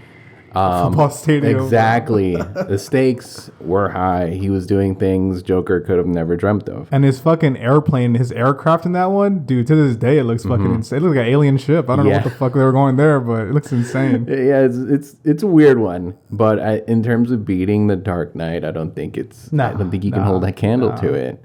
But the only thing I have against it is that I saw it at midnight, and then the sun was coming up by the time it ended. It kept me in suspense for a little too long as well. Oh, okay. It was in July in Riverside, California. I saw that thing at midnight, and so I loved it. It was an absolute beast of a movie. I feel like the length of it is still a little too iffy, but that's just a personal thing. Dude, I saw that the next day after the shooting, and my mom was begging me not to go. Damn. Begging me. She gave me like a rape whistle to carry with me. I was like, why the fuck would I use this? I'm going to get shot. I'm going to get annihilated. Shout out to my mom. But she was like, she totally gave me this. Was like, you need to take this. Yeah. And I was like, dude, what? I'm going to get shot. If motherfuckers start blasting, I'm fucking blowing my location. Like, what? Blowing the whistle. I was like, this just seems insane. But she was really like pressed about it. And my cousin Miguel was like, yo, you still coming, bro? IMAX tickets. And I was like, fuck yeah. I was like, dude, I'm not missing that shit for the world. Fuck it, we're going. And we went. There was a line out the ass. This is before you could buy seats. So people were like looking like they were lined up just to get the best seats, dude. So it was a whole thing. But I enjoyed that movie. Why do you think she felt that way though? You think it was too like, it was just more of the happy ending in a sense? I think, I kind of put a bow at the end of the trilogy. What's up? All right, I got you. I think maybe because there was a happy ending, there wasn't really a payoff in The Dark Knight. It was just like more of what he has to continue doing. It wasn't like there's an end game to it. He's on the run and exactly. Shit. The shot is like, we're gonna chase him. You know, he's not what Gotham needs right now. Exactly. It's not what Gotham needs right now. The quotables and that shit is crazy. Yeah, dude. I'm gonna open the gate real quick for my bro. We can continue. We can wrap things up a little bit. Well, The Dark Knight, where was I going? Yeah, so why she might appreciate it, I just think it's because it might have just put a bow on it. And he went off and had fun, and it alluded to him, like the cowl being passed down to Robin, Joseph Gordon-Levitt, dude. Whose name is actually Robin in the movie. How do you feel I don't know. I mean, in the comics, he does pass down the cowl. It would have been nice to see, but I mean, I get that they kind of needed to end it, especially with Chris Nolan doing, like, admitting that he's like done. The trilogy's the trilogy then. See, and that in a situation like that, just leave it alone. And that's kind of how we were feeling. To bring it to the beginning, Kingdom of the Planet of the Apes. I'm not sold on it yet. I want to see the reviews for it first before I decide to deep dive. Yeah, because I'm just like, I love Matt Reeves. I love his directing. I like his storytelling. So I'm just kind of like, I'm dedicated to him and what he does. I look forward to what he does. Did he do Brick? Or am I mistaking him for someone else? Remember that movie Brick with Joseph Gordon-Levitt?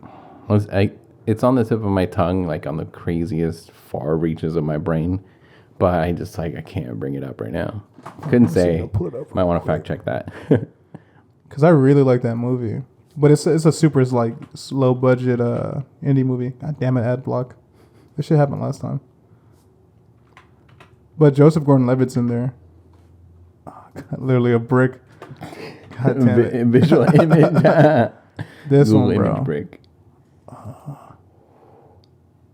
Does ring any bells? Yeah, throw on the glasses. Oh, go ahead, bro.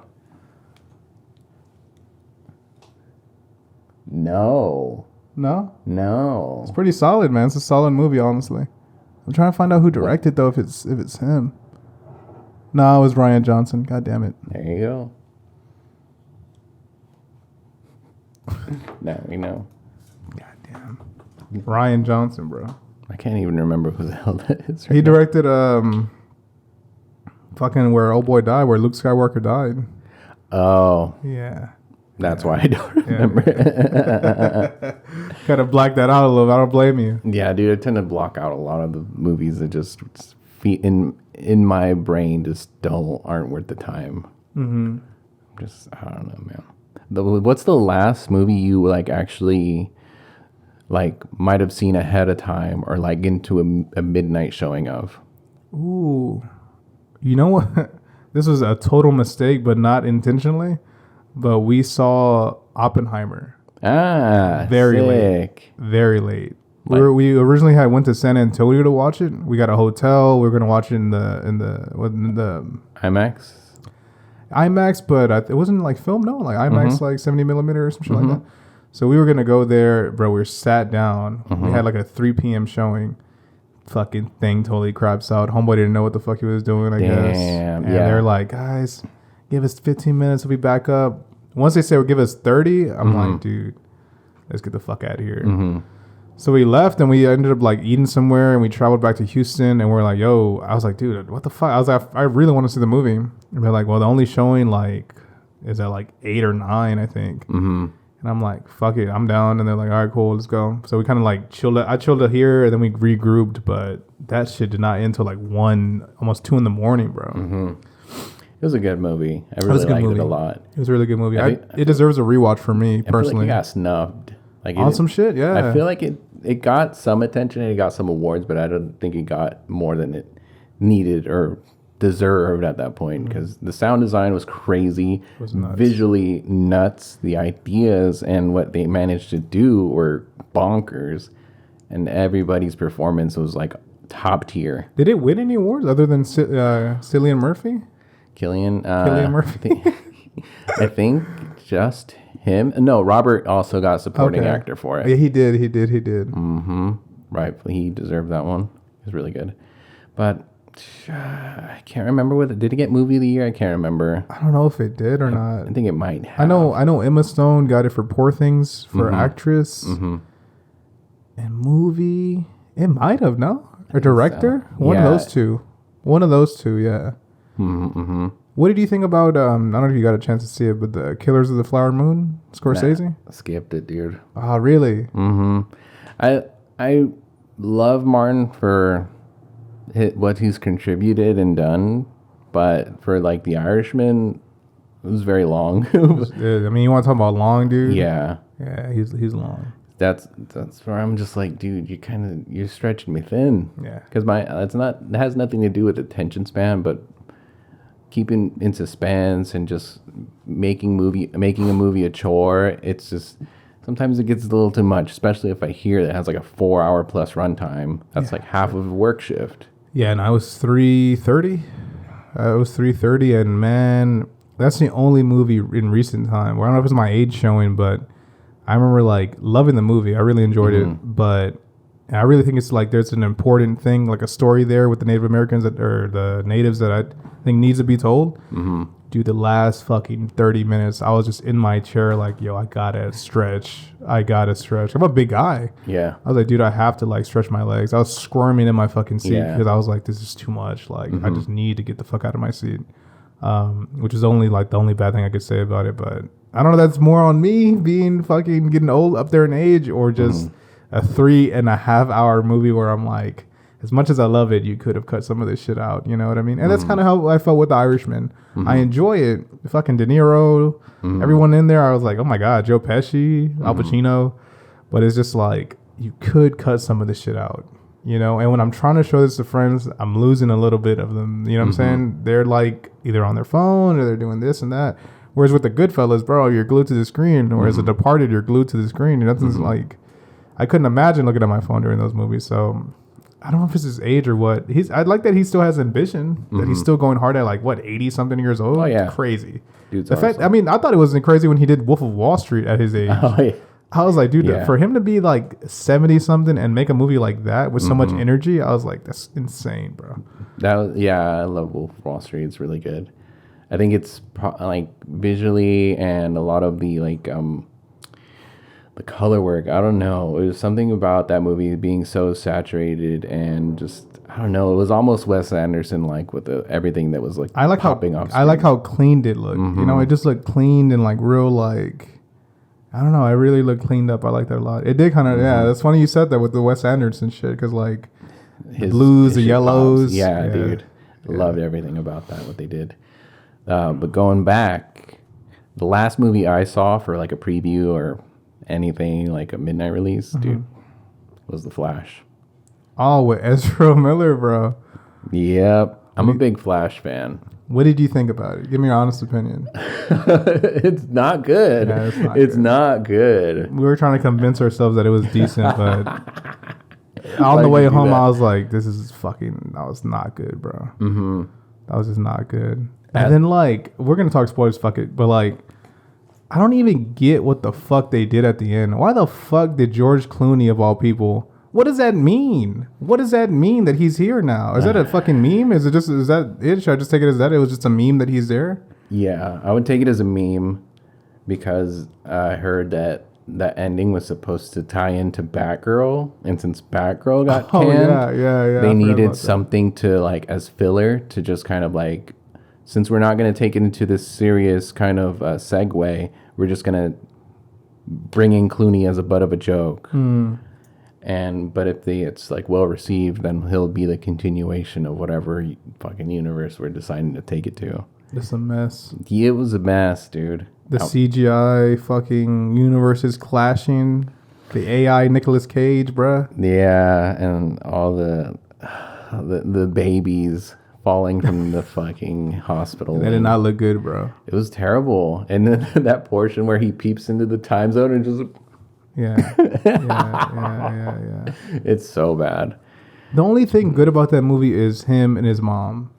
Like the emotional part of that. And dude's Latino. Yeah. Dude's Hispanic. Fucking who knew, huh? Who knew? I didn't know that, but I love it. Yeah, that's cool. That's a cool fucking, I'm cool with that. Yeah. That was sick as hell. It was sick. That part was sick. The whole grocery scene shit was really well done. I was like, God damn, I know you could act, bro. I don't know why you gotta be such a dickhead, but I know you could act. Yeah. But yeah, overall, I was like, this just seems like a terrible investment. I don't know why I invested my time in this. And then, because I know it's not gonna lead to anything, you know? Which is the shittiest part. I'm like a big Reverse Flash fan, too. Oh, and so seeing nothing of him in his origin was just, or not even his origin, but at least they kind of like see where he kind of goes when it comes to the time travel and all this other shit. to not see Reverse Flash in a Flashpoint kind of centric movie was crazy. That was like heresy. Do you think they could have? Do you think they should have just did Flashpoint? Because certain shit like that, dude.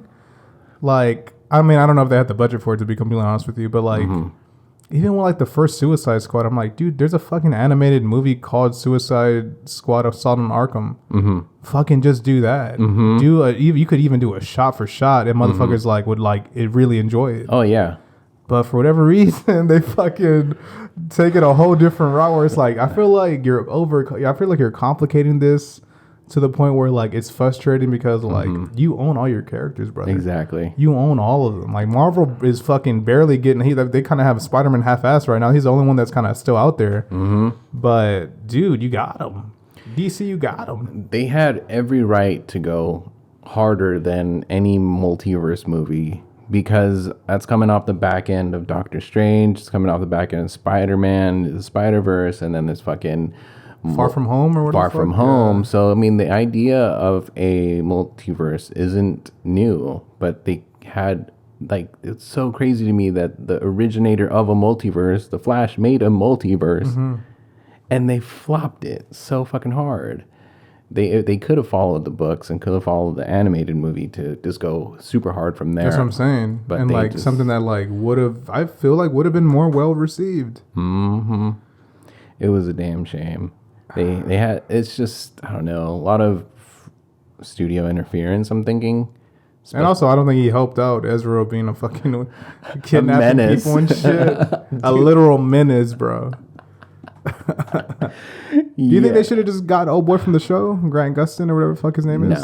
No, I wouldn't have worked. He's a sweetheart. I met him in real life. But what? Yeah, I'll show you a picture. That's pretty cool. He's a sweetheart, but there's TV actors and then there's movie actors, and just I couldn't see it. I can't see it. You think seeing him on the screen would have been fucking weird? No. If anything, it'd be more of a tip of the hat because that motherfucker put that damn suit on for like 10 years. 10 years of his life putting on that damn red leather. I would have respected it rather than seeing fucking Nick Cage, who never donned a suit in his life, to just be CGI'd floating. Oh boy, that died. No, Christopher Reeves. Oh yeah, that was a little weird taste, especially black and white Superman. That dude, you know the tragic story behind that? Did he jump out a window or some shit? He died or killed himself because he got like pigeonholed into being Superman. And really? Yeah, and so he tried to advance in his career, but he just kept being mentally like typecast. Exactly, a Superman. So he just eventually offed himself. So it's weird to bring him back in a role he regretted. It also makes you question why isn't it in black and white? Well, I think that's because that's what he was filmed in. So it was like kind of like peeping into. It almost got to like Looney Tunes shit. You know what I'm saying? It almost got like Space Jam level of shit where it's like, dude, what the fuck is going on? Like, would Ezra be black and white if he went in there? Like, I just left with more questions than answers, you know? Dude. And for a movie that isn't going to get a follow-up, why the fuck would you do that? My whole thing is that I'm scared because I'll never see The Flash again on the big screen. Because Green Lanterns dropped, and you haven't seen a Green Lanterns film in over 10 years. That was bad. And with The Flash even dropping, underperforming, like probably the most underperforming DC film, you're probably never going to get another Flash movie. Ever. You don't think you'll see him, though? He'll be there somewhere, no? JLA or some shit? Maybe. You really don't think they'll like bring him back? I honestly don't think they're going to bring him back for a while. A solo movie is tough. I'm not going to lie to you. A solo movie will be like a little tough. But his rogues gallery is is solid. But I don't know. I could see him.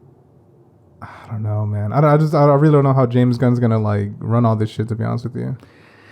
Yeah, I don't know how he's going to do it either. I feel like he's done pretty solid work in terms of what he's done to the Guardians, making them as big as they are. I actually really like part 3. Dude, who didn't? Dude, everybody was crying. My cousin's dog had died around that time. Oh. And man, when he sent me the news, motherfucker, bro, that dog was like 20 years. He's like 21 years old, that dog. His eye was all fucked up and shit. He had a cloudy eye. Mm-hmm. And I was like, dude, what? He's like, yeah, man, he just fucking gave out. I was like, shit. And it was like a week after seeing the movie. Mm-hmm. And man, I fucking was jamming like the Dog Days or like Behind Us or whatever the fuck the song is. I was like, dude, what is going on? The song goes hard. Oh, it goes really hard, bro. I don't know how we got all fucking on a little sad note right there, but man, I really had a good time talking to you, bro. Same here, likewise. I definitely would love to do this again if you ever like want to stop by or fucking. I don't know if you want to promote anything, any pages you want people to follow you on, anything. The main thing I'm active on is Instagram. It's a lot of my instant photography and a lot of like some physical stuff here and there. So you can just follow me at like Dweeeb, DW, 4 E's. B, and that's it on Instagram. That's like my main one, mainly active on that. Gotcha, man. We didn't talk about photography at all, really. Huh? It was all mostly movies. I mean, I tossed it in there. You tossed it in there a little bit. You tossed it in there. Didn't circle back, but it's whatever. I don't mind. I don't mind chatting about anything. Well, guys, that's gonna do it for this week's episode of A Thinking Boy Podcast. I've been your host, Cesar Perez, with Dweeeb or James, either one. Till next time, peace.